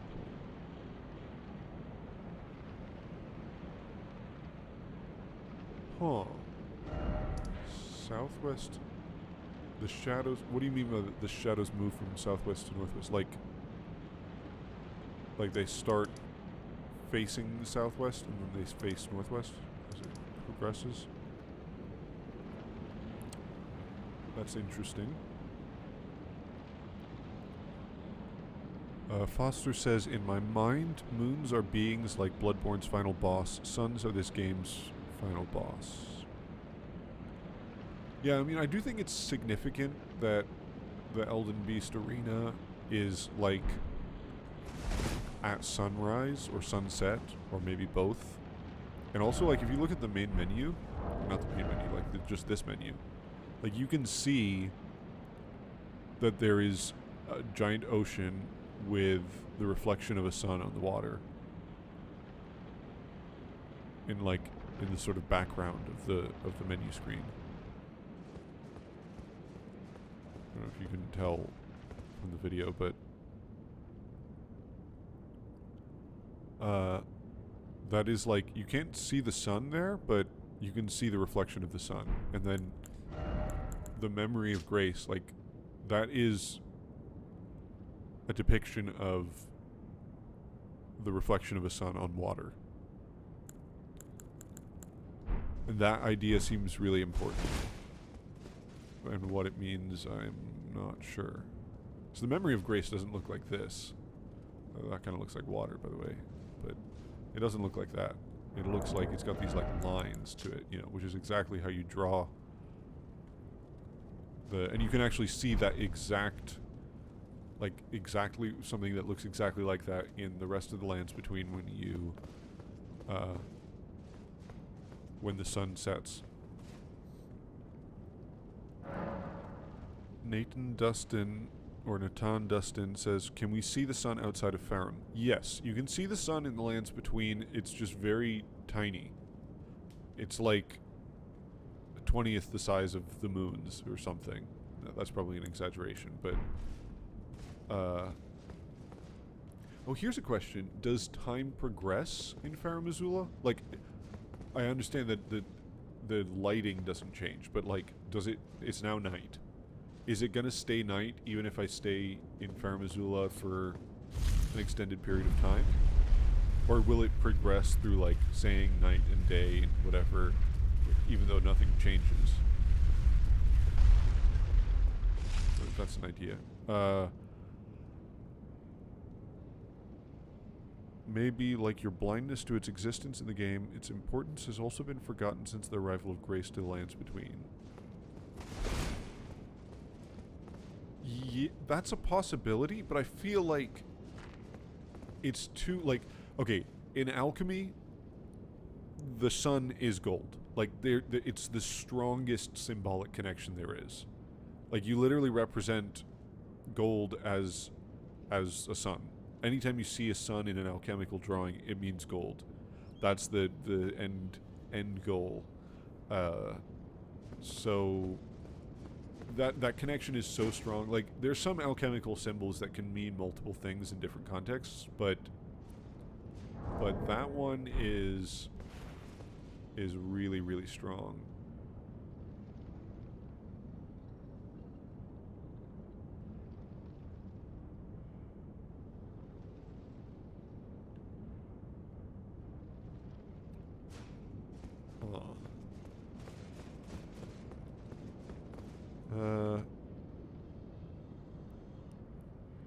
When Placidus X was Elden Lord, could he remove time from the Elden Ring, freezing time?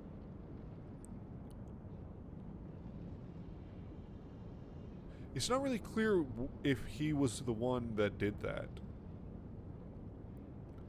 I mean, one thing to consider is, like,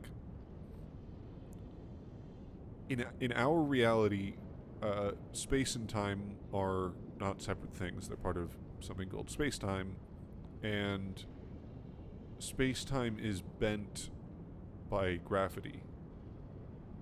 So, which means that, like, the faster that you move through space. Wait, let me see if I'm getting this right. The faster that you move through space, the less time elapses. It's all relative, right? And if you have a big gravitational body that bends space, because space, that tells space how to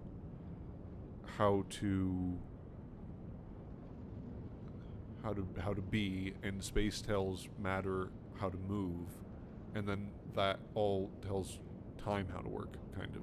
If that makes...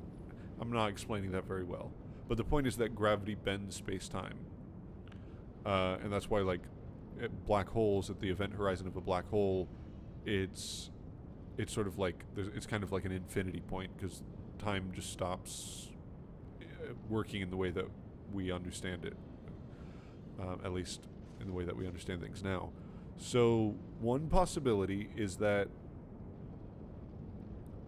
and there's this thing with Radon stopping the stars from moving using gravity magic, which also stops fate. And fate is like, it's like a kind of causality, which is about the connection of actions of events through the passage of time. So it's sort of like a kind of stopping of time in a sense. So maybe if Farum Azula was connected to the lands between and then was hit by a star and got like thrown up into the air, and now it's like gravitationally detached from the rest of the lands between, then maybe that's what stopped time. That's kind of my theory about it. There's also something going on with the storm. That's a Berserk reference.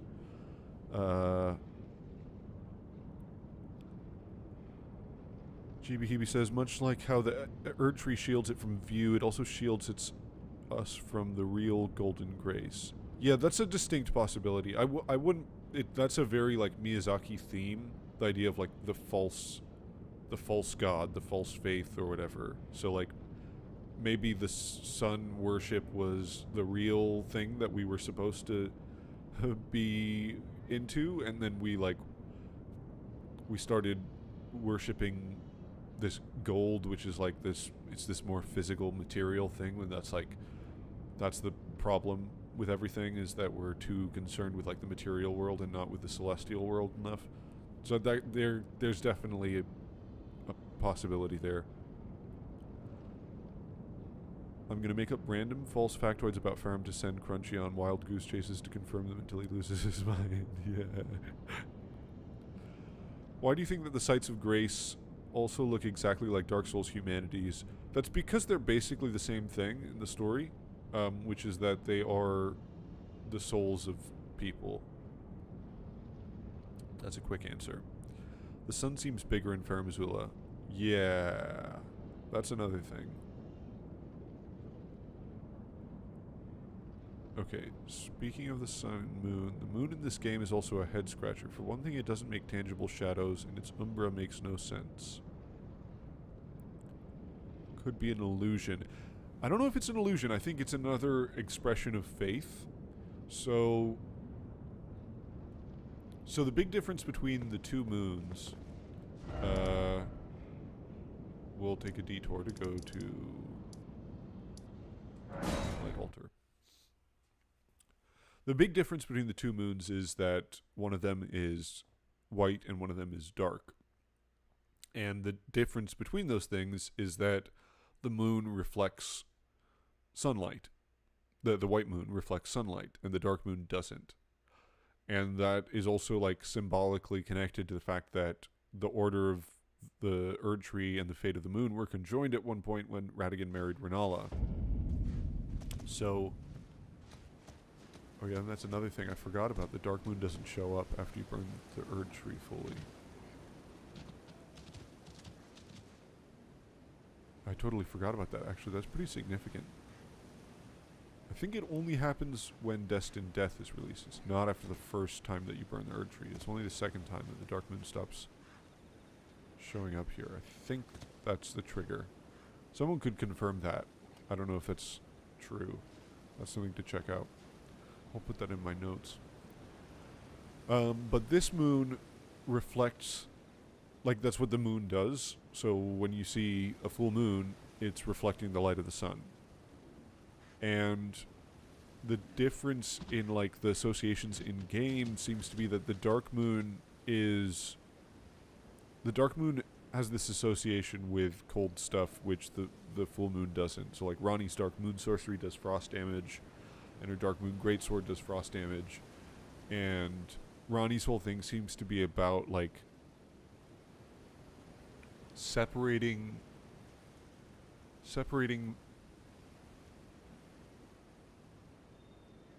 the spirit, the mind, from the problems of life. I think it maybe has to do with the fact that Destined Death is removed. And so... this is screwed up death in so many ways. So Rani wants to, like, take all of the order and put it far away. I honestly have no idea what Rani's doing. I'm so confused about that part.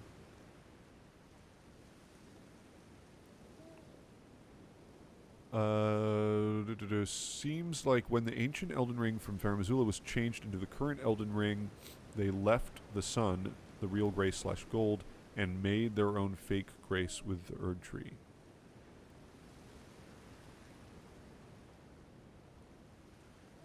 Yeah. I'm not totally sure about that. I'm going to go back to my other characters so I can reference some items and stuff. But because I think the Erd Tree being gold is relatively recent. Relatively meaning like... Oh, no. Why did I press continue? Oh, I'm so stupid.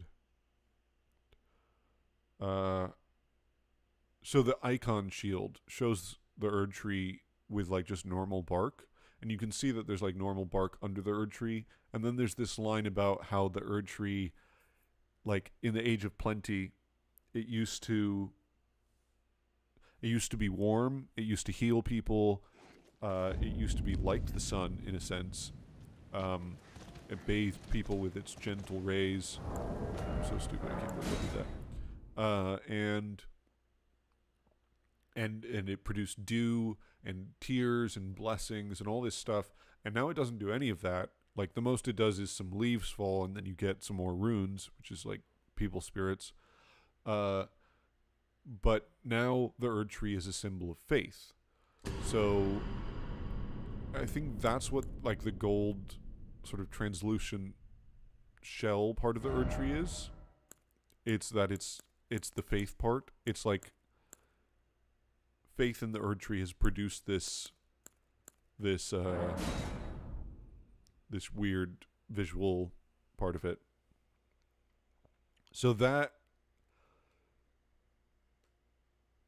I don't think it's that they replaced the sun with the Erd Tree necessarily. The Erd Tree is something slightly different.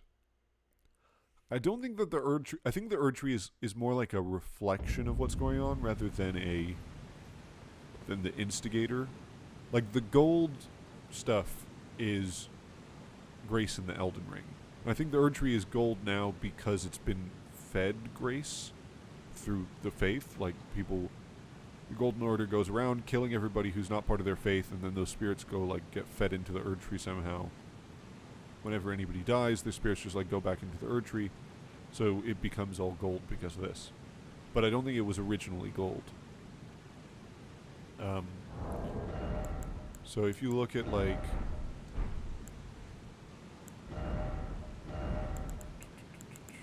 there we go. The icon shield. Oh, it's a little close. Yeah, so that's just like a normal trunk. Now, maybe that's just an artist's depiction, but like, the fact that the Erd Tree is gold is pretty... You'd think if you were drawing a picture of the Erd Tree that you would draw it the way it looks. And this is just like a normal looking tree. So...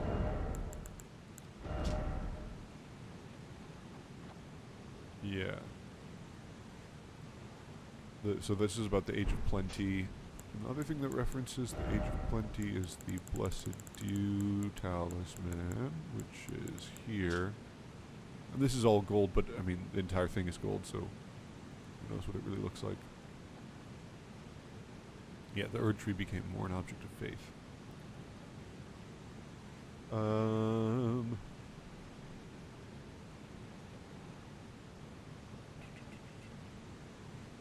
So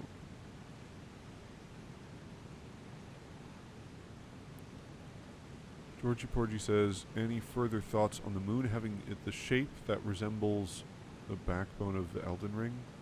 Oh, like the Helfin shape? I mean, the idea that I had very early on with this game is that the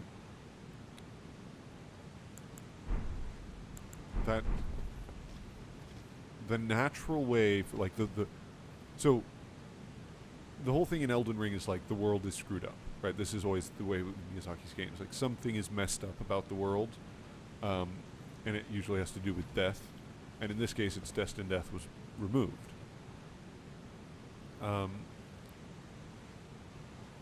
So, and what happens because of that is like the souls of people get fed into the Erd Tree instead of what should happen, which is that they're supposed to like go on to the afterlife if they die in battle. My favorite item. So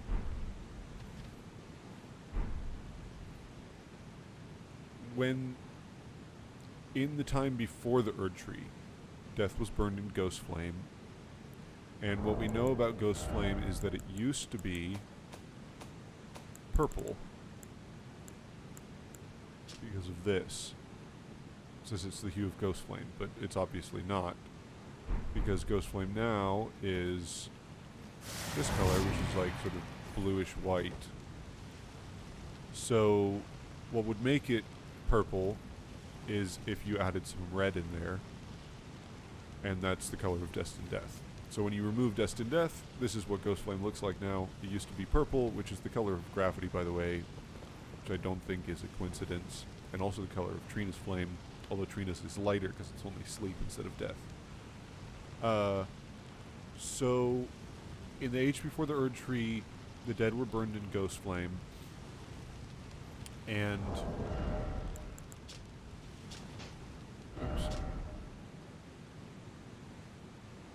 and in the spirit world, people would, if they met their death in battle, and this connects to the idea of like,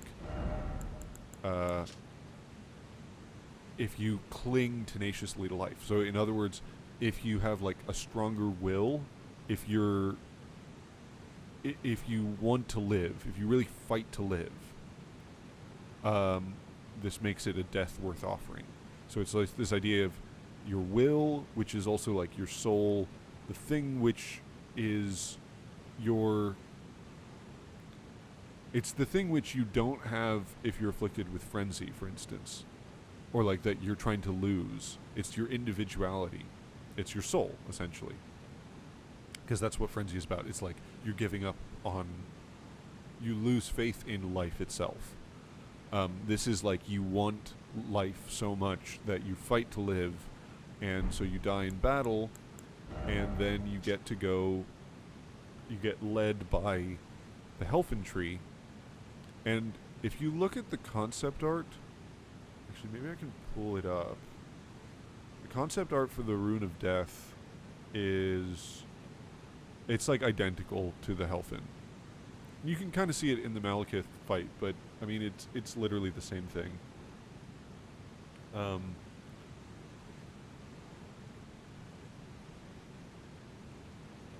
So the fact that that's on the moon, because this is like the same sort of pattern, kind of. The Rune of Death, this whole idea of like the opposite branch, and Quelaag has gone into this with like the in the younger Futhark system of Norse runes, you have what are the runes called? I can't remember the names of the runes, but there's basically one that looks like the Hunter's Mark, and then the Hunter's Mark flipped up, or the Brand of Sacrifice from Berserk. It's the Rune of Life and the Rune of Death. And the Rune of Life has this thing pointing up, which is exactly like Marika's rune. That one. And then the Rune of Death it's the opposite. It's the thing pointing down, which is like the Helfin steeple. It's like the Rune of Death, of Destined Death. It's like the rune on the Dark Moon. And that's also called a yew tree, that rune in the Norse, in the younger Futhark. And what we know about the Dark Moon is that the Dark Moon guides countless stars. Where is that?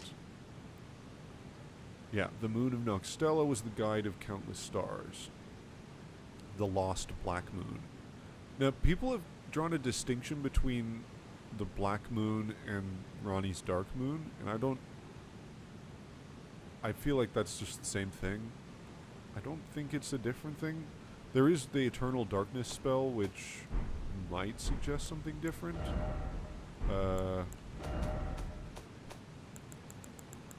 Because... So, like, maybe this, like, weird black hole void thing was the...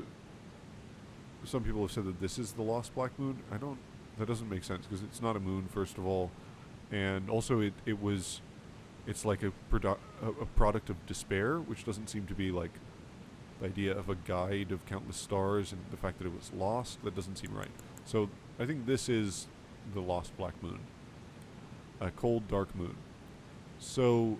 This guided countless stars, and then the idea of like stars and glintstone being connected, and stars being like divine amalgams of souls or life in the form of like in a more like spiritual form rather than the sort of embodied blood carrying life of people in the physical realm. And then the idea. So my idea was that basically when the way things were supposed to work is that when you died, like your soul would return to the stars. Like the Lion King. You know, how in the Lion King Simba looks up at the stars and Mufasa tells him that all the old kings of the past are like up there. That's sort of the idea that I had with Elden Ring. And I haven't seen anything to contradict that, but it also is a pretty like loose kind of suggestive theory, so yeah.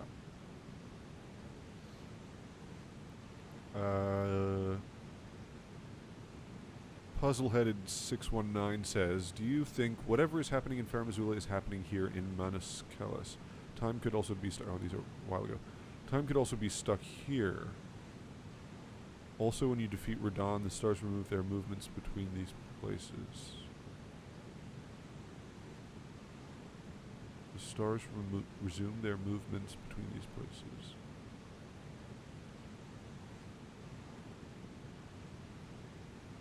Huh. I never actually paid attention to that. You mean like actually literally like the skybox starts moving? I mean, both Manus Kellis and Raya Lucaria have this like weird fog, and they have like a kind of blue grace in comparison to the gold grace or like the red grace in the Forbidden Lands. They have like a blue swirly thing, which is just like swirling around. It doesn't seem to lead to anywhere particular. It's kind of like the Forbidden Lands in that way. It does... Raya Lucaria does seem to be... Like, there is... Time still passes there, but it does seem like it's sort of a little bit separated from everything. It does have that, like, fog kind of giving it its own location. It's a little bit separate, so...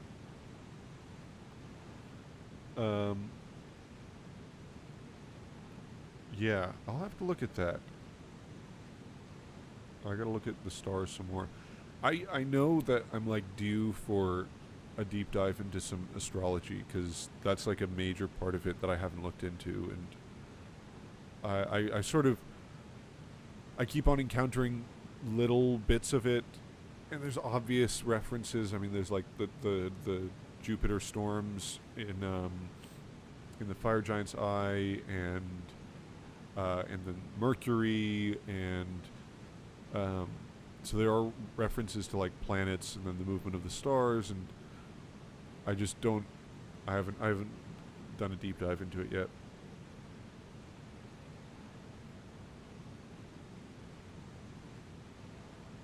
GB Hebe, I'm going back to Bloodborne, where things absolutely don't make sense, instead of Elden Ring, where things make almost sense. I feel like Bloodborne makes more sense than Elden Ring. Or, I mean, Bloodborne is like a crazier story, but in some ways it's much simpler. Elden Ring has like way more moving parts than Bloodborne.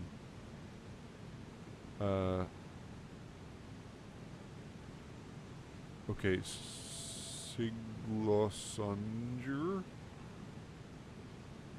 Oh, Sigloson Jr. maybe says, "What does faith even mean in Elden Ring? Or I guess rather, what's the difference between sorceries and incantations? Because some of them have the casting stat switched."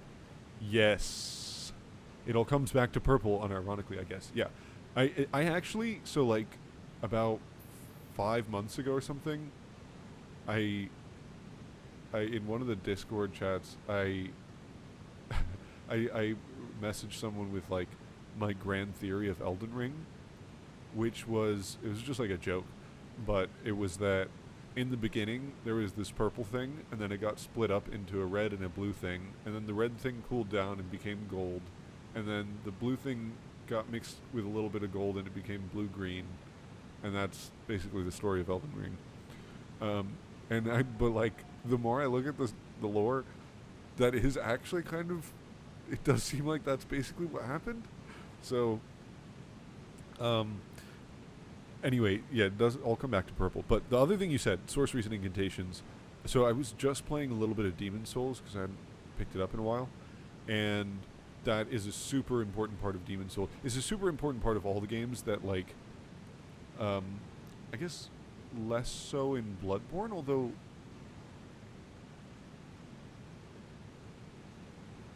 yeah, because in Bloodborne you have the divide is like insight versus blood, but it is a real divide. So in the other games, the divide between faith and intelligence is this idea that, like, faith is literally faith. It's having conviction in your beliefs. It's like the strength of your.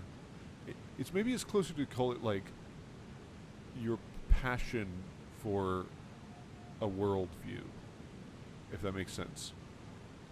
So, and in Dark Souls 3, this was literally like it was explicitly stated that you would recite stories. That's what miracles were, is that you would recite stories about, like, Gwyn, for instance, and that was a miracle.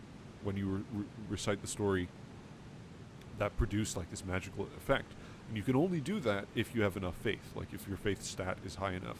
So if your passion for that worldview, if your passion for that belief is strong enough, then it has a literal magical impact on the world. And then intelligence is this thing where if you understand how the world works, then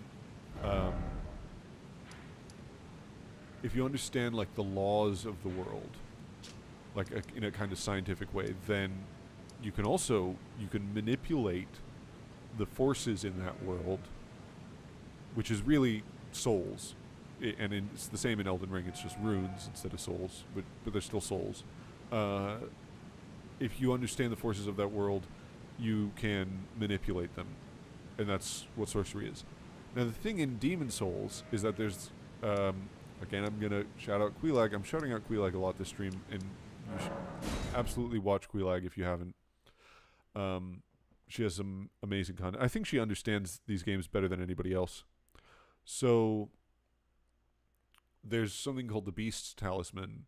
And Demon Souls, you have this divide as well. You have Sage Frake and Saint Urbane, and you have this divide between miracles and spells.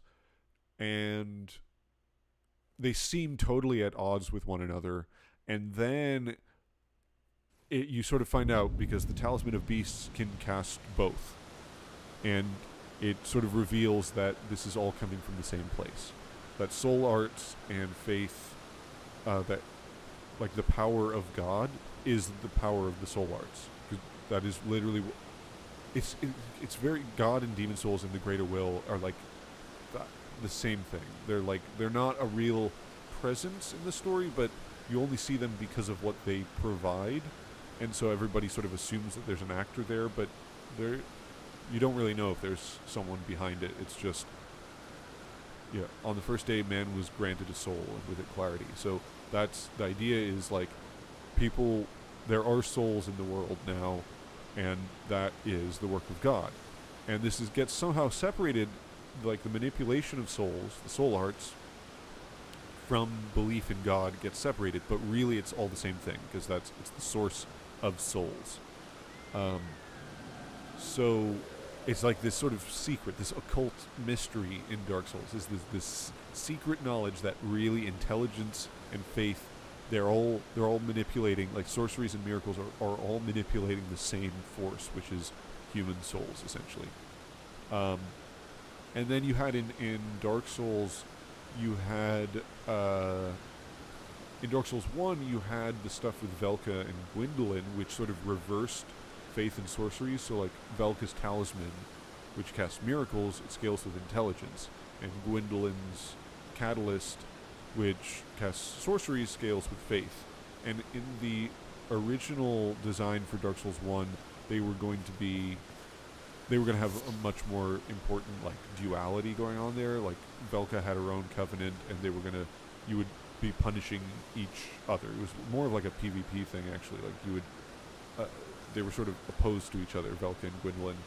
But you again had that idea of like intelligence and faith being reversed because Velka was a witch and Gwendolyn was Velka was a witch who practiced miracles, but like sort of dark miracles.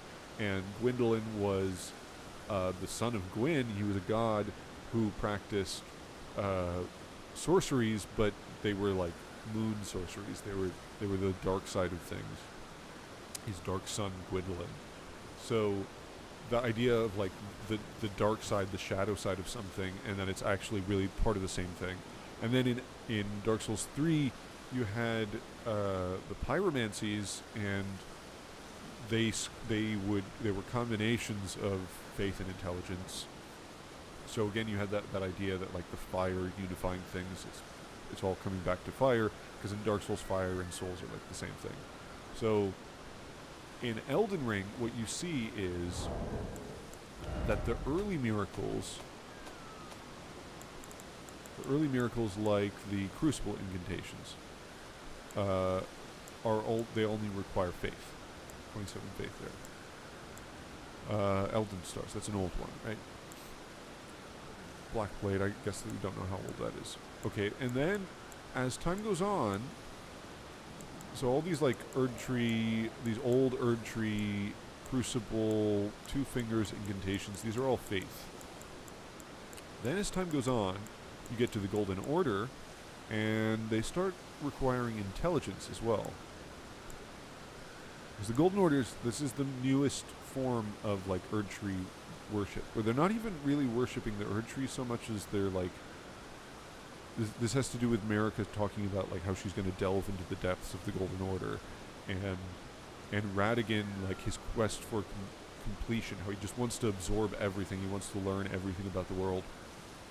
So this quest for intelligence, and then that eventually leads to the laws of causality and regression require only intelligence, no faith at all.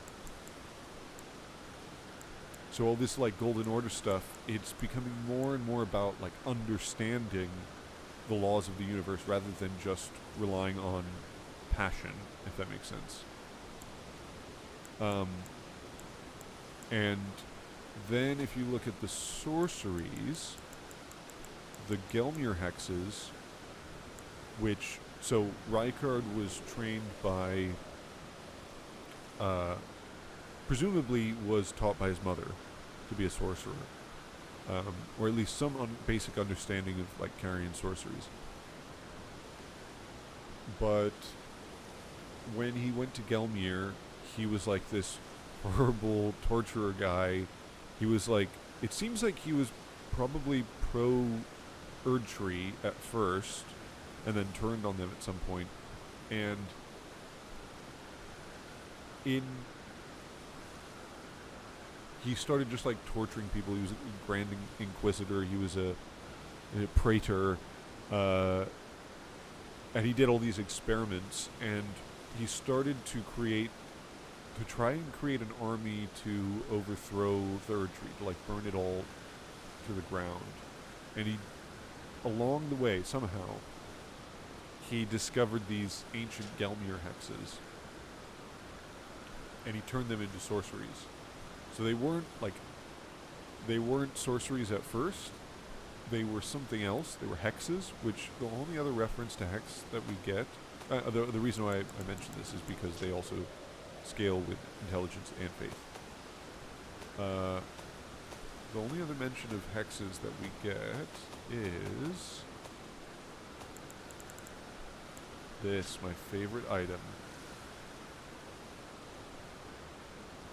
A heretical staff fashioned from a smoldering, withered sapling that turns the blood of sacrifices pierced by it into glintstone, similar to hex magic.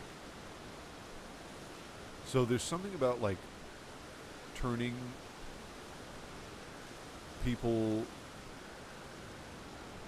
Okay, I don't want to talk about this too much, because this is a lot of what my next video is about, but I don't want to spoil anything. But this item, this is the second most important item in the game, after the health and the steeple. So the idea of there's like these ancient things that have to do with lava, fire coming from within the earth. That's hexes, and that requires both intelligence and faith. And then there is the blood sorceries, which require only faith. And so the common theme here with all of these things is that, like, the more fundamental it gets, the more, like, into the past it gets, things become combined. So, like, as the Golden Order people, they're not just doing incantations based on, like, the Erd Tree. Like, this is stuff coming from, like, the Erd Trees, the Crucible, the Age of Plenty, it's like the product of the Erd Tree. But then the Golden Order starts looking past the Erd Tree and, like, into what gold is itself. Like, maybe a more scientific, a more alchemical understanding of how the Elden Ring works, and they discover these, like, two basic laws that are, like, the most fundamental laws of reality. So they, like, break things down to just this level, and in doing so, this whole pursuit leads to understanding and passion, or, like, intelligence and faith, they're sort of combined. And then with Gelmir, you have this, like, ancient thing that exists before. The implication seems to be that it's before sorceries, it's before incantations. Hexes are, like, these are something that existed separate from these two concepts, and they require both intelligence and faith. And it's also fire, where, like, things are melded together. And, like, lava, that's how land masses are formed. And also that kind of goes in with my crazy theory about the lands between being the body of a dragon, which I think Eridan also, maybe he was the first one to come up with that. And then the blood thorns, which,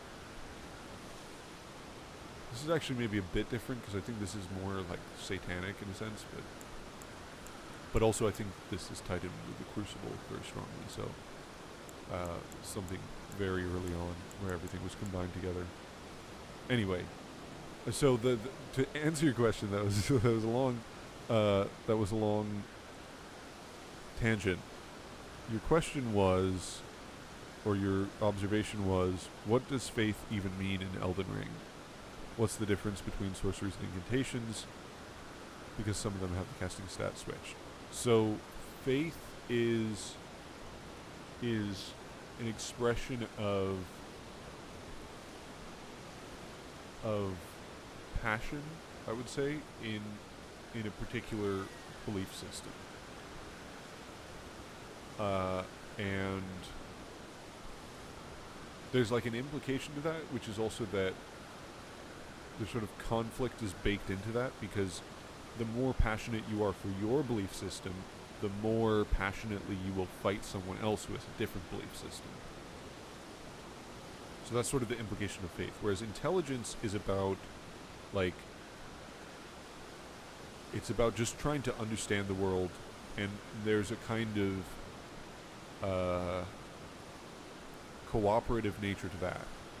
And that's why, like, the Carians, they make peace with the giants, they make peace with the demi-humans, because they're more on this, like, intelligent side of things, where they're trying to understand the world. Whereas, like, the Golden Order and Godfrey, especially Godfrey, less so Radigan. Radigan is trying to, like, the Golden Order is trying to hunt down those who live in death. But most of the violence, the conflict, comes from, like, Godfrey's era of the Crucible, which is pure faith. And they're fighting the dragons, they're fighting the giants, they're fighting, they're just fighting everybody. They're fighting the Carians.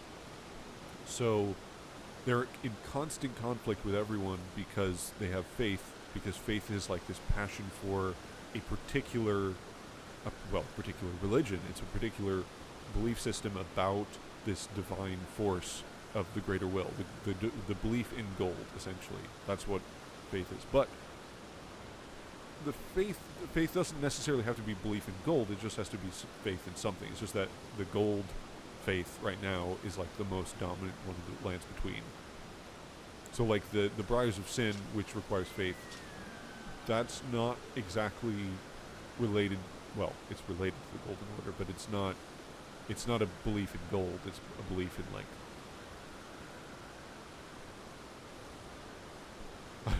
believe in the Formless Mother, the Bloodstar, the Crucible.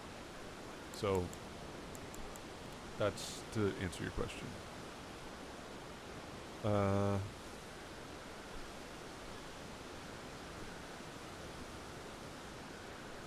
Okay. Puzzle-headed 619. I always thought the Helfen steeple depicts a black tree. Yes. The red gem on it implies primordial gold, which was red. The red grace in the item description can be seen in the Forbidden Lands. I wonder if the mountaintops is the Helfen. It technically is a spirit world.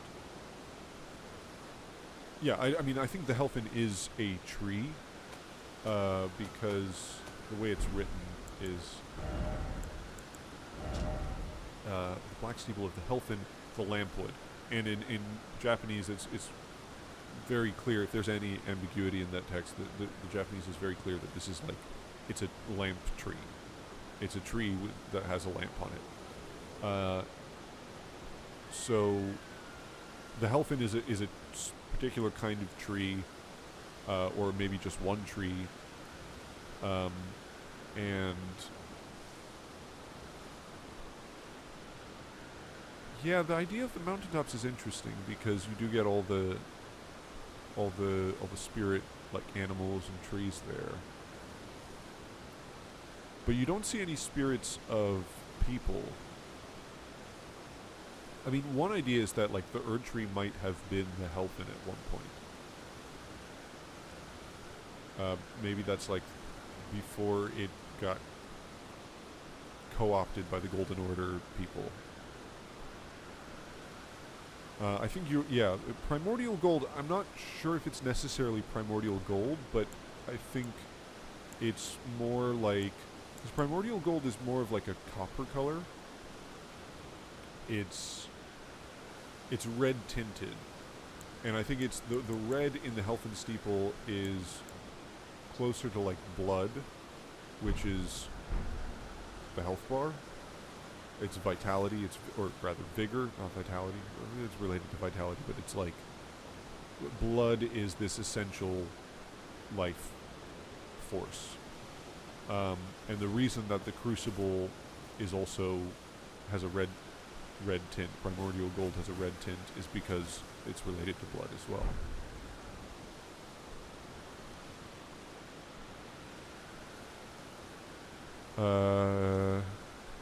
Probably Chris says Helfen is from the Germanic Helfen, which meaning to help according to Wiktionary. Yes, I made a whole video on the Helfen. That was the first video I made on this channel, so you should go watch that, because I do mention that. And I do some Helfen loring.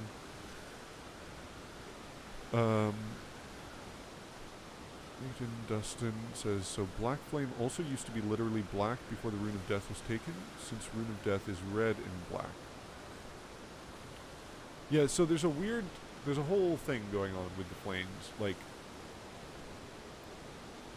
the Black Flame lost its power. Let me see if I can find all the different things. No, is it this one? What does it talk about? Black flame, maybe it's the invitation. Scouring black flame, is that the one? Yes. So the black flame could once slay gods, but when Malekith sealed destined death, the true power of the black flame was lost. So that would sort of indicate that that red destined death was also part of scouring black flame. Then, if you look at the giant's flame, there are these like parallels. So like black flame, you look at that one, and then you look at flame sling. There's like the exact same icon. It does the exact same thing. There's also this fire's deadly sin, which is very similar to black flame ritual. There's like this black flame's protection, which is like flame protect me. So you've got these parallels between the black flame and the flame of ruin. And then that also kind of connects with like what we were talking about earlier about traveling to Farum Azula, because it's really weird that you travel to Farum Azula, but you only do it once you like unseal the flame of ruin, and then you go get destined death, which has like these red flames that happen. Actually, if I use Malekith's sword, yeah. So, oops. So you can see it's got like a fiery, like especially when he swings it the first time. You see there's like black flames there. So, and then also there's the fact that the black flame and the destined death, they have like the same effects where they sort of like lower your overall health and drain it.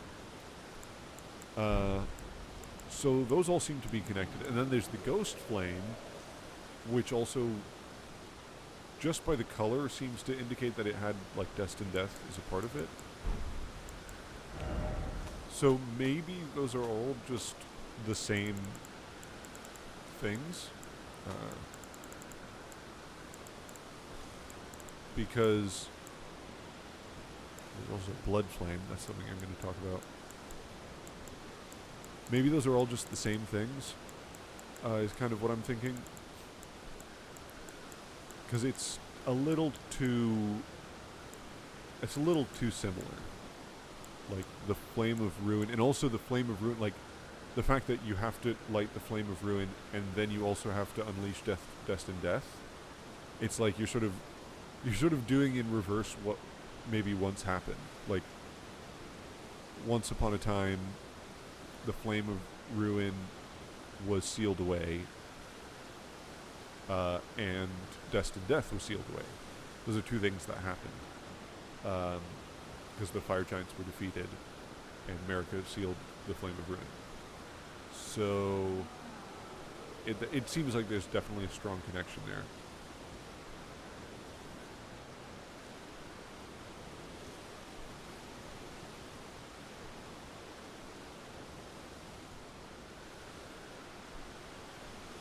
Okay, yeah, I want to see more discussion about the Moonlit Altar. Why it's accessible only through the Lake of Rot. Why Astel is somehow in the way of it. What the Manus Callis Chapel is about, etc. So, one of the things with Astel, I think someone, I can't remember who made this observation, that like, that Astel has a sky. So there's that line about him, like, taking their sky away. And I can't remember, what is it from? Melk's Armor?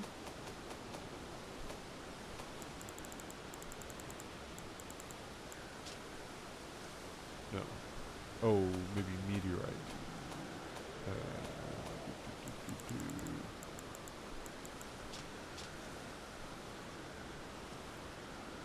What is? I can't remember what that item description is. It says something about like that Astel took away their sky.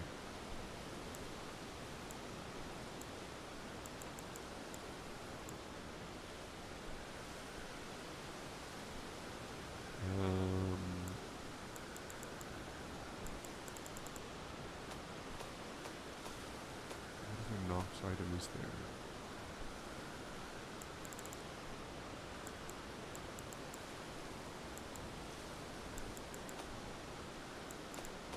Maybe it's a... No, it's like the Black Moon. God, I can't remember. But, I mean, the Estelle that you fight in the Lake of Rot is like... He's got like this sky. It's really weird. He's got like these stars. It's like what you see in Nokron, but not what you see. And also, I think you see it in Noxtella as well, but not what you see in Deeper Depths, in the Nameless Eternal City. So the idea is like he literally took their sky away. He took it with him, and now he has it here. And so why is he guarding Menace Callus? That's a good question.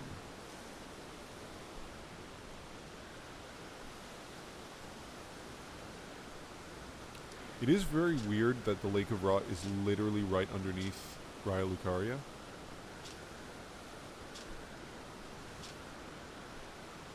Actually, I mean, the whole thing of Liurnia is very strange. Because the idea...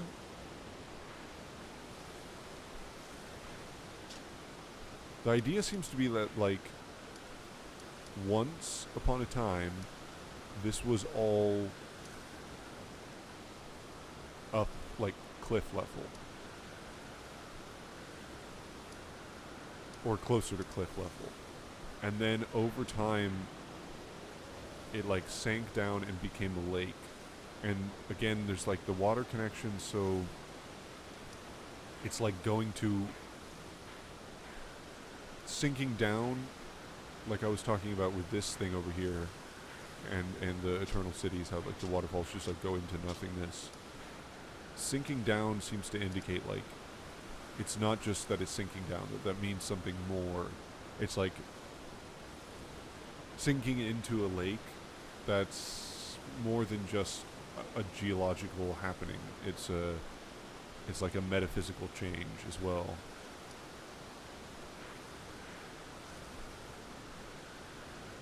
Yeah, I don't really know what's going on with Liurnia.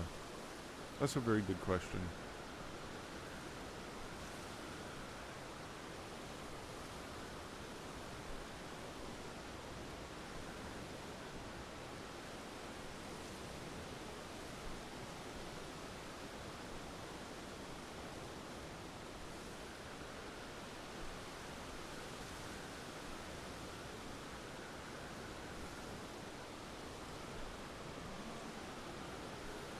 Sorry, I'm just reading your comments. I'm a little behind on this.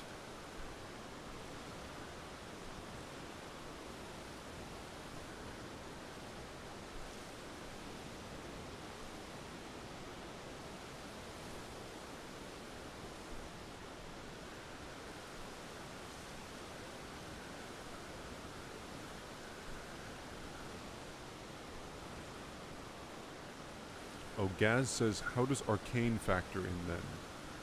So Arcane is a really weird concept. There's always like that one stat in the game. Like, okay, here's one of the things that I love about the FromSoft games, is that, see, like, Miyazaki, I don't think Miyazaki is a, I don't think he's really a game guy exactly. Like, he was really into tabletop games and board games and things like that.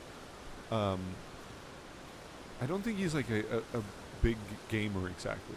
But because of that, because he comes from like the tabletop world and because he has all this occult knowledge, he comes at games from a really interesting perspective. So one of the things that he does is he always thinks about the implications of, he never just takes like a standard video game trope and throws it in the game. He always thinks about the implications of like what everything means. So like your stats, like the whole idea of the level, that you level up because you acquire runes from people, which is also grace, which is also essentially the souls of people, and the grace guides you because people are like leading you to the Elden Ring, to the Erd Tree. But when you acquire the souls of people, then it gets like they get reborn in a sense through a maiden, because it has to be a maiden because maidens give birth. They have the power to give birth at least, and so the souls are like reborn in a maiden, and turned into strength. That's what leveling up is. So it's not just like, oh, you level up, whatever. Like in most games, you never think about leveling up. It's just like, yeah, obviously you level up. That's what happens. But no, it all has a reason to be there. And it's the same thing with all the stats. Like, mind controls your, it controls your FP bar. And that's, again, it's just like it's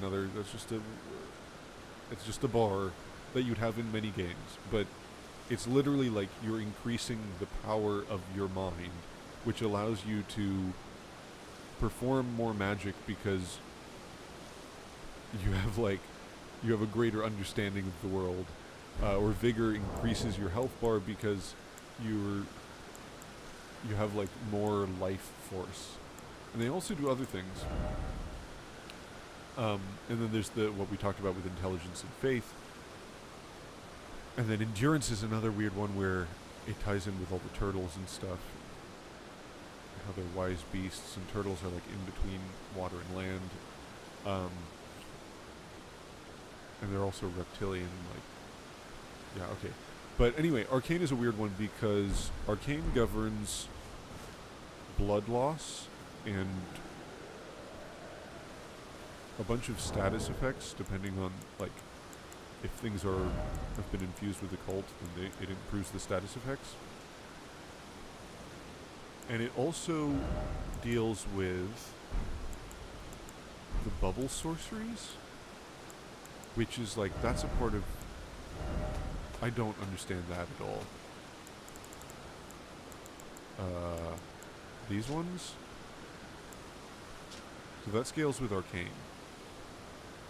So the blood loss thing makes sense as it correlates to the Dragon Communion stuff, because Dragon Communion involves eating hearts. So it's like this blood-based power.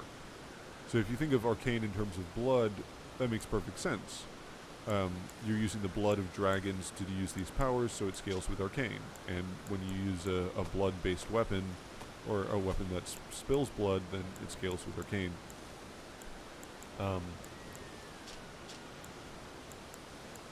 And also, yeah, blood miracles.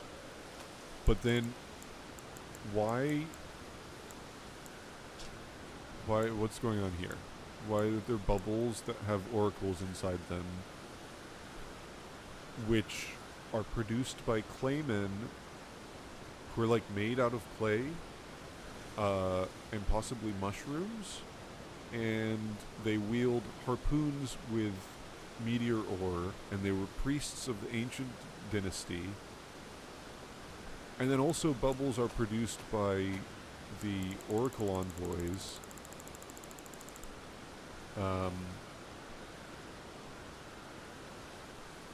which is interesting because they don't have any blood. They drop the what is it called? Strip of white flesh. They're bloodless creatures. So there's something going on there with Arcane. I can't remember if Arcane does any. Oh, Arcane also increases holy resistance, which is, I think, significant because it's like against the golden order somehow, or it's against gold. And also the mirror helms, I think. No, the mirror helms don't. Why did I think they increased Arcane? I was thinking of the Mimic here. Yeah. Yeah, that's a weird one. Arcane is a weird one. There's always a weird stat. And Marika's seals increase Arcane as well, although that could just be Like, it made more sense to put that with her than it would with Radigan. I don't know. I can't think of anything else that has to do with Arcane.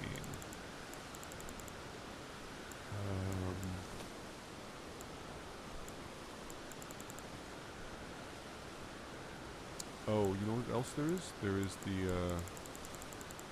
this thing. Mask of Confidence. That's a weird one. Yeah, I don't know. Arcane is a big... it's a big mystery.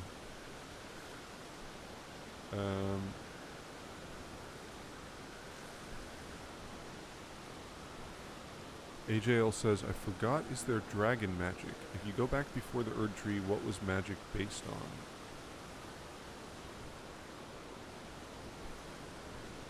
I mean, the thing is, the timeline is so difficult to pin down. Like, I've been trying to figure out, okay, what happened before now? Let's say just in terms of the Erd Tree. So we know there was an Age of Plenty. And the Erd Tree, like, produced sap and tears and blessings, and it had warm rays. Where's that from? That's from the Warming Stone, isn't it? Yeah, the Erd Tree was once as warm as the gentle sun and would gradually... This doesn't explicitly say this is about the Age of Plenty, but I think it kind of goes in line with it. But, okay, but then before that, like, was the Age of Plenty also the Crucible? Because you have the... Oh god.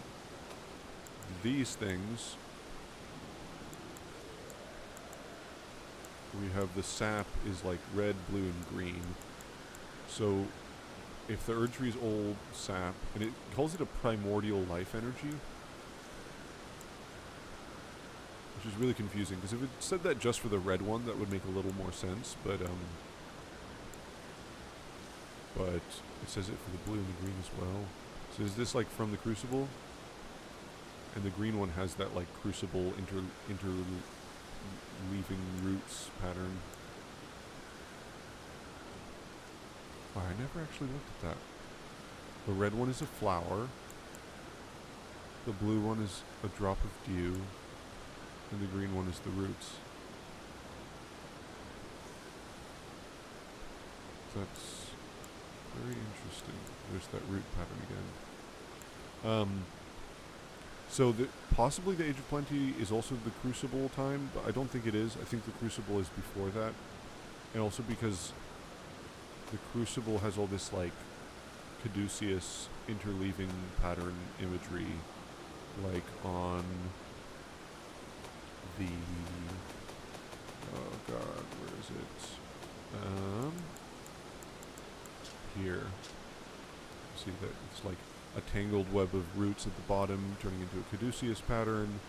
There's all these references to like the Crucible having all these spiraling vortex kind of stuff going on. Like Ordovis's greatsword and Siluria's spear. So I think the Crucible was before that. So that would still be, in terms of the magic we were talking about, that would still be this time period, which is faith-based. I mean, in terms of sorceries, we have the Founding Rain of Stars, which is the founding glintstone sorcery. So that's got to be the first stuff is based on the stars in terms of sorceries. In terms of incantations, I don't know if we have anything before the Crucible incantations. I guess this one's a bit confusing because it says it's the most ancient of those that derive from the Erd Tree, and it's never really clear in the text whether, let's say, like when you talk about the age of the Erd Tree, if that's referring to the Erd Tree including the Crucible, because the Crucible is called the primordial form of the Erd Tree, or if the Crucible is like a separate thing from that.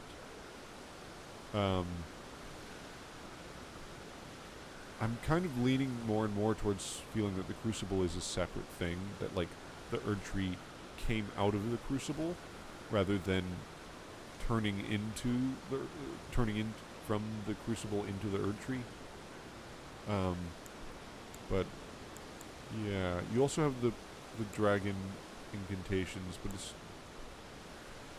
again, it's just a matter of how, like, where you place things. Like, is Farum Azula, the whole dragon thing, is that all taking place before the Crucible, or is it simultaneous with the Crucible? Is that at the same time as, like, the astrologers and the giants? It's really difficult to put that all in a timeline.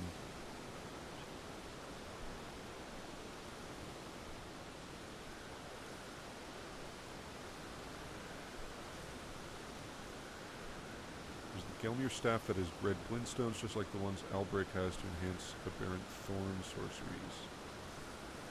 Yeah. Yeah, that's basically like the hex part of it. Hexes seem to have something to do with fire and blood. I'll get into that in my video. Yeah, red glintstone is interesting.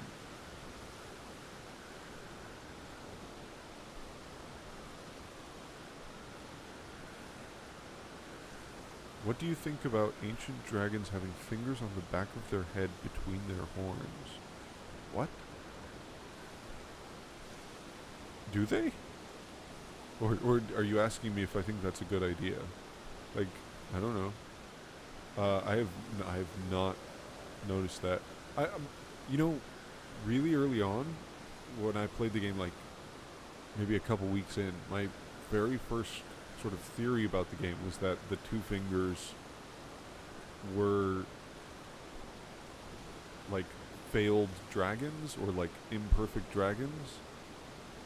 Because they've got these like weird hairs and they kind of look like they could be dragon heads.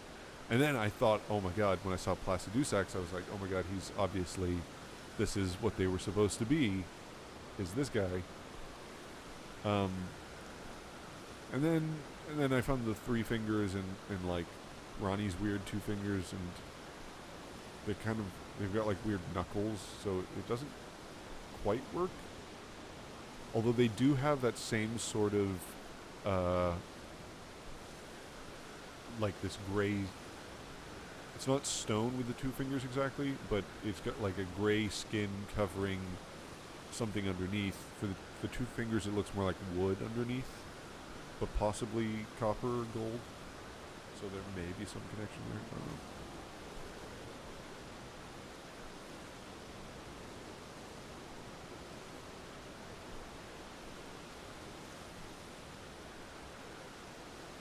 Okay, I'm so behind on the chat. Sorry guys.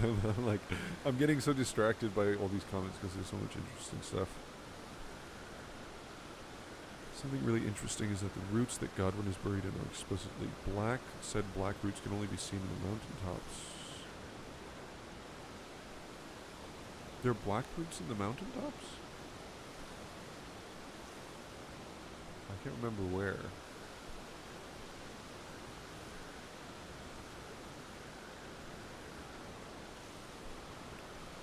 Yeah, I think the great tree is the Erd tree. I've come around on that. I think the great tree refers to the Erd tree.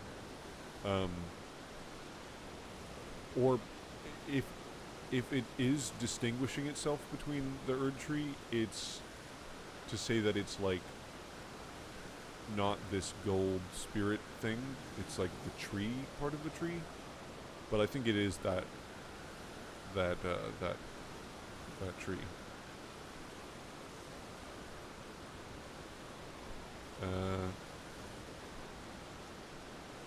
Godwin is also buried facing away from the mountaintops, not the Erd tree. Yeah. I mean, I do think it's excuse me. I do think it's significant that, like, as you travel through the game, there's a special significance to your vertical position in the map. Like, the fact that Godwin is at the roots, and like the roots of a tree I mean, I sort of rambled about this on my other stream, but um, it's like the ancient sort of idea of, you know, heaven above us and hell below us, or the underworld below us. Um, this idea that, like, as you go into the earth, you're literally descending into the underworld, and as you go upwards, like when you climb a mountain, you're literally reaching up to the heavens. So I think there's a bit of that going on, and that's why there's like spirits in mountaintops of the giants. I don't have like a cogent theory about that exactly. It's just sort of like the symbolism of it, so I don't know how that mechanically works. But I think it's definitely the fact that you're up high in the mountaintops, that you're like closer to the stars, you're closer to heaven. That it has some significance.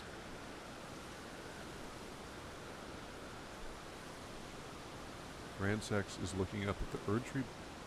Oh, he's not looking up at the Erdtree, but the mountaintops. Huh. A remembrance of the natural born, right. Okay, I'll have to go kill Estelle again.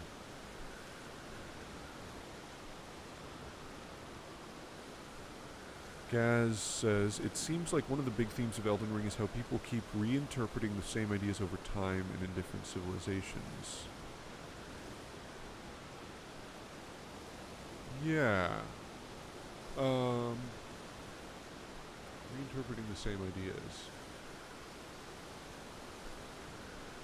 I guess I mean, I don't know that I would say it's reinterpreting the same ideas so much as, like, just different conceptions of the world.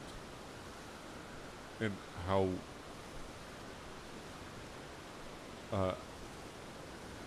different worldviews, like, shape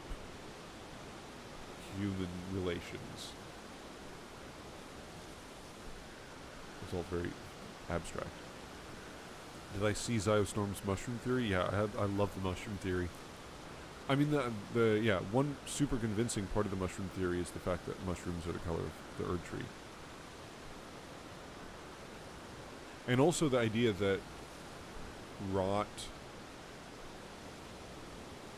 like, I was always confused by the cycle of decay and rebirth, because I didn't sort of put it in my mind. I don't know why I didn't imagine it this way, but, like, the cycle really goes birth and then life, right? But birth, death, and then rot, and then rebirth. So, like, rot is something that happens after death. And the reason that rot is, like, so screwy with everything is because death is screwed up. So the idea of mushrooms having this incredible significance is not crazy at all. What if arcane is some sort of causality stat? That's an interesting idea. Causality.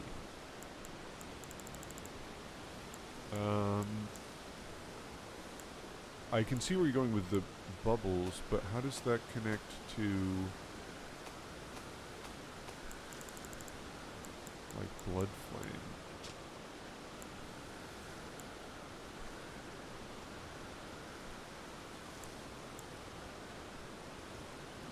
I mean, I guess the you could just take it at its word that it's, like, things that are secret, because all the stuff regarding the blood in the crucible is, like, that's sort of taboo now. So blood is like, blood is kind of not, it's not in at the moment.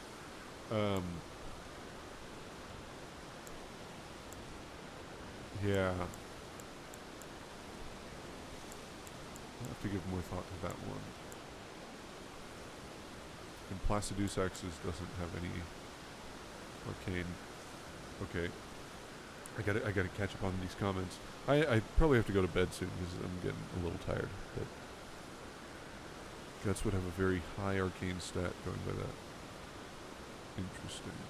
Maybe arcane is some sort of connection between a person and primordial forces.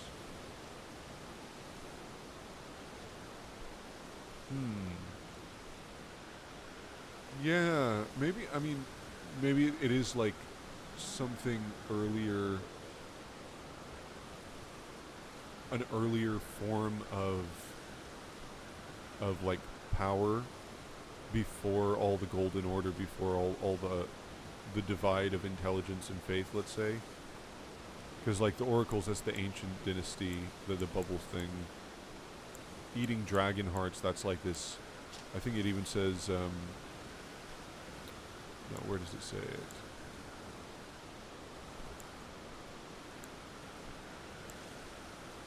It says something like, this can barely be called... Oh, maybe it's the... maybe it's the talisman... Where is it? Wait, no. I want weapons. There we go. No. Where is it? Oh, it's in bows. Yeah, Dragon Communion is too primal in nature for the term incantation to be appropriate. So it's like it's technically an incantation, but it's something way older than that. And then the Formless Mother, and as I will talk about in my video, is all related to the Crucible, and that's like this, the very beginnings of life. So okay, how about here? You want a DLC prediction? This is probably not going to happen, but there will be. Let's make a prediction in the DLC that there will be a hex that scales with arcane that has something to do with fire and blood. Let's say that. Let's just say that that's a prediction now.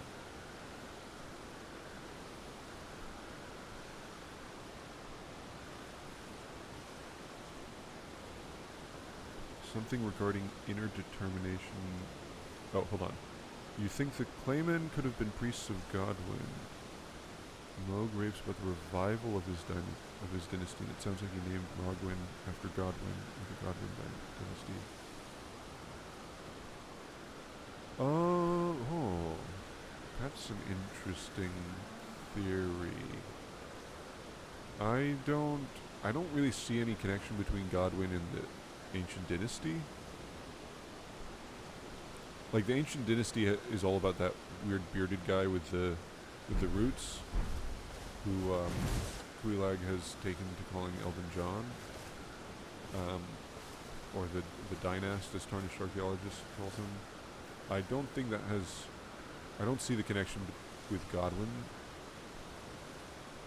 except that Godwyn is buried at the roots, but that's. He's not really connected in my mind. Something regarding inner determination that causes reality to just go your way, as seen with increased status effects. Item discovery. Divination. Yeah, that... Oh, okay, I kind of see what you're going now with that. And that's basically like the luck stat, which was the weird stat in Dark Souls. And also that was like... In Demon Souls, it had to do with the blue blood. Yeah. Yeah, it's like a stronger connection to fate or something. Like you bending fate. I could kind of see that. That definitely makes sense. Okay, that actually makes a lot of sense with the bubble sorceries now. And the blood part of it, the crucible part, the dragon communion, I don't see that as strongly, but yeah, I do see that. I do see where you're coming from with that.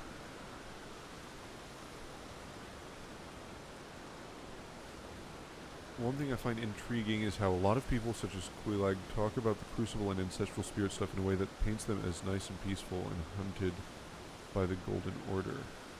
And when you burn everything down in the frenzy ending, it's like the most evil feeling sequence in all of gaming. The Faith Talisman, the two fingers look like alleles or chromosomes.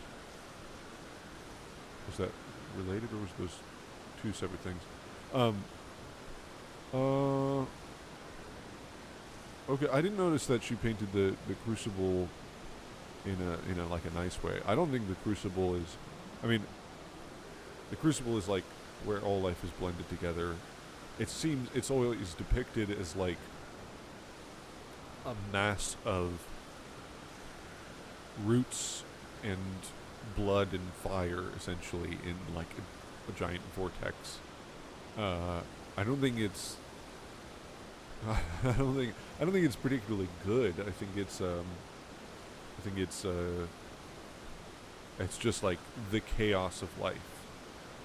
Um, and I think if anything, it's probably there's probably a negative element to it because it's like associated with conflict and sort of bloodlust. So I don't know about that. Maps depicts all season as well, starting with spring, Lingrave, summer, Liurnia, autumn, Altus.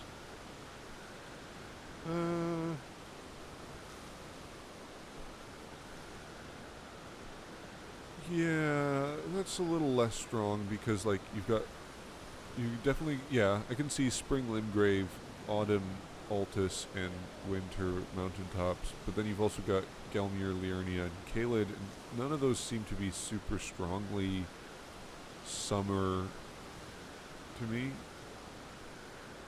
Like maybe Caelid because of fire, but that's a bit loose. I mean, I think you kind of do get it with the Erdtree as well, because you've got like now the Erdtree, the fallen leaves tell a story that it's got leaves that are falling. It's gold. It's in autumn. It's dying. And if you do Ronnie's age, then like presumably that kind of brings on a winter. If you go back in time, then you've got like the Age of Plenty, which is like a kind of summery age. It's like the harvest. Everything's good. Nobody has to worry about anything. And then if you go before that, it's like the Crucible, which is like the birth of the Erdtree. It's where it's life growing, sprouting. So I'm not saying you're wrong about the map depicting the season. I think that's probably part of the idea, but I don't see it as being super strongly there.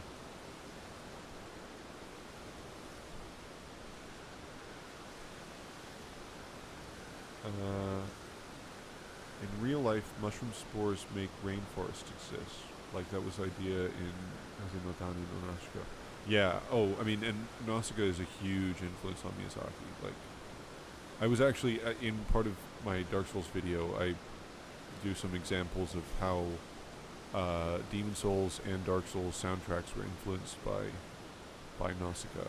So, actually, I took the example from Demon Souls out because I was worried about playing the bit from Nausicaa because of copyright. But it'll be in the description, so you guys can find that. And obviously, there's like Ash Lake and the idea of like trees holding up the world and things being pure at the bottom of the world, and there's water there. Yeah, and a lot of Miyazaki to Miyazaki influences. Don't the Elden John statues even kind of depict Godwin in a sort of way? The beard reminds me of the tendrils that come out of his face, and he's literally one with roots.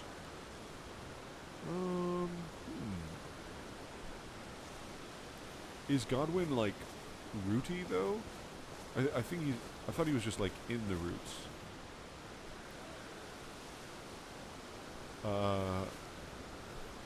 Can't access him on this character. And I don't. Probably going to go soon, so I won't check it out yet. But I will take another look at Godwin for sure. I just never made that connection, so I haven't really thought about it. To me, they were like very separate ideas, but Godwin is also a big question mark. So, actually, speaking about the sun, like Godwin being connected with the sun seems really significant. especially if Farum Azula was, you know, next to Lendel and Godwyn started the dragon cult and befriended the dragons. If they were just like chilling next to each other and that was the seat of the sun, there's something going on there. Caelid is just a point between spring and winter. We have it here where I live. I just know snow anywhere you see rock that came from. I don't know. I think there's something different going on with Caelid, because Caelid like used to be a desert, and now it has this like crazy butterfly explosion of rot. I don't see that as being a super like seasonal reference. I see what you're saying with the Lingrave Altus, like, and there's also an alchemical thing going on here, and like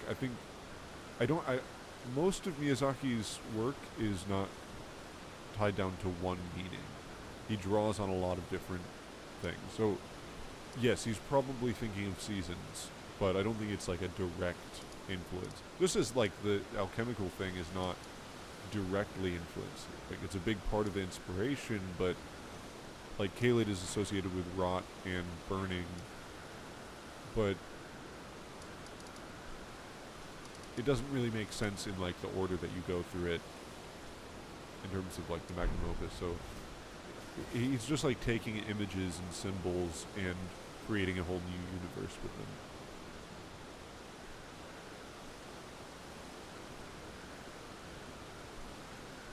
I also feel like the idea of making your own fate could be connected to blood sorcery and stuff due to blood sorcery seemingly coming from the deepest depths of your soul or something.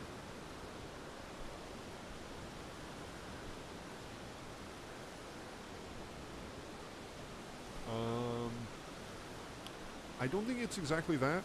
I think it's because blood sorcery and frenzy are sort of connected. Because it's like once you experience the pain of having your eyes gouged out, which is also like you lose clarity. It's the same idea of like you can't see anymore in Demon Souls because the fog is there, because the souls are being eaten. So like the thing which is consciousness is being destroyed, and so you can't distinguish things apart. So when you lose your vision, it's like you're losing your faith in, I don't know, you're losing not your faith, you're losing your ability to distinguish things, your ability to create order, in a sense, to perceive order. And so once you lose your ability to perceive order, then all you see is like the suffering of life. And so like the frenzy people, they're seeing that from like within the context of the Golden Order. The Elden Ring is shattered, and so within the context of that, they like see pain and suffering, and they want to just like wipe it all away, meld it all back together. It's not worth it. The Bloodstar thing is sort of similar, where it's like these people are guilty, their eyes are gouged out, and then in the darkness they discover a Bloodstar. And the Bloodstar is connected with the Formless Mother, is connected with the Crucible. It's like this ancient thing, which is also sort of everything blended together, and it's also blood, and it's primal. It's like something deeper than intelligence or faith. So it's sort of like whatever the intelligence, faith, the soul thing, perception, order, whatever all that is, it's older than that. And so the Bloodstar is about like a return to that. I don't know if that makes any sense.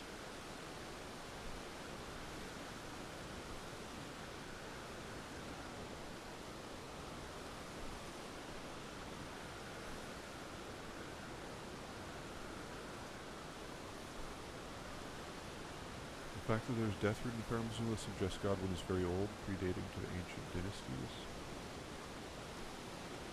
The fact that there's death root in Farum Azula is really weird. because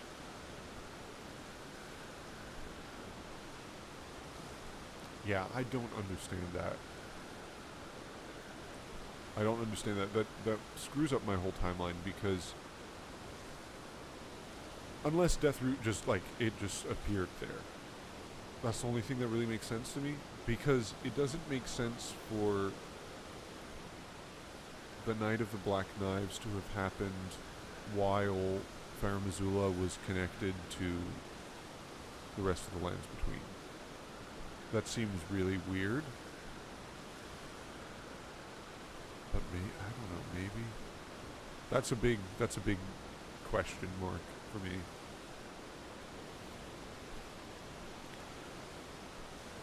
All right, ladies and gentlemen, it has been a long one, and I think I have to. I think this was a good, this was good practice. So, Sunday, we're gonna say Sunday. I will. I'll come up with a good time. Probably like noonish on Sunday. I will be well rested. I will have massive amounts of coffee, and I'm gonna have a plan. I'm gonna establish some order for the stream. We're gonna go through things in a structured manner, relatively speaking. I'll have like a Miro board, and I'll have a bunch of documents and pictures, which I'll share with everyone. And I'll also have the game open with all the items, or most of them.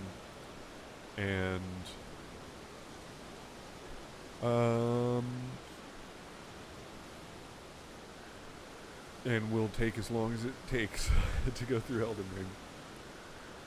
Oh, I guess I always thought of red glintstone as being some sort of crystallized humanity or life. Red glintstone? Yes. Crystallized in the same way that ice is crystallized water. Let's say that red glintstone is crystallized blood. And by the way, if you pierce it, as the Staff of the Guilty says, you pierce sacrifices and you turn blood into glintstone. Another branch that you pierce things with is Mikola's Bewitching branch, which also has the caduceus design of the crucible. So think about that for a while. That's fun. Alright guys, that's it for me. I'm gonna go sleep. Good night. Good night all.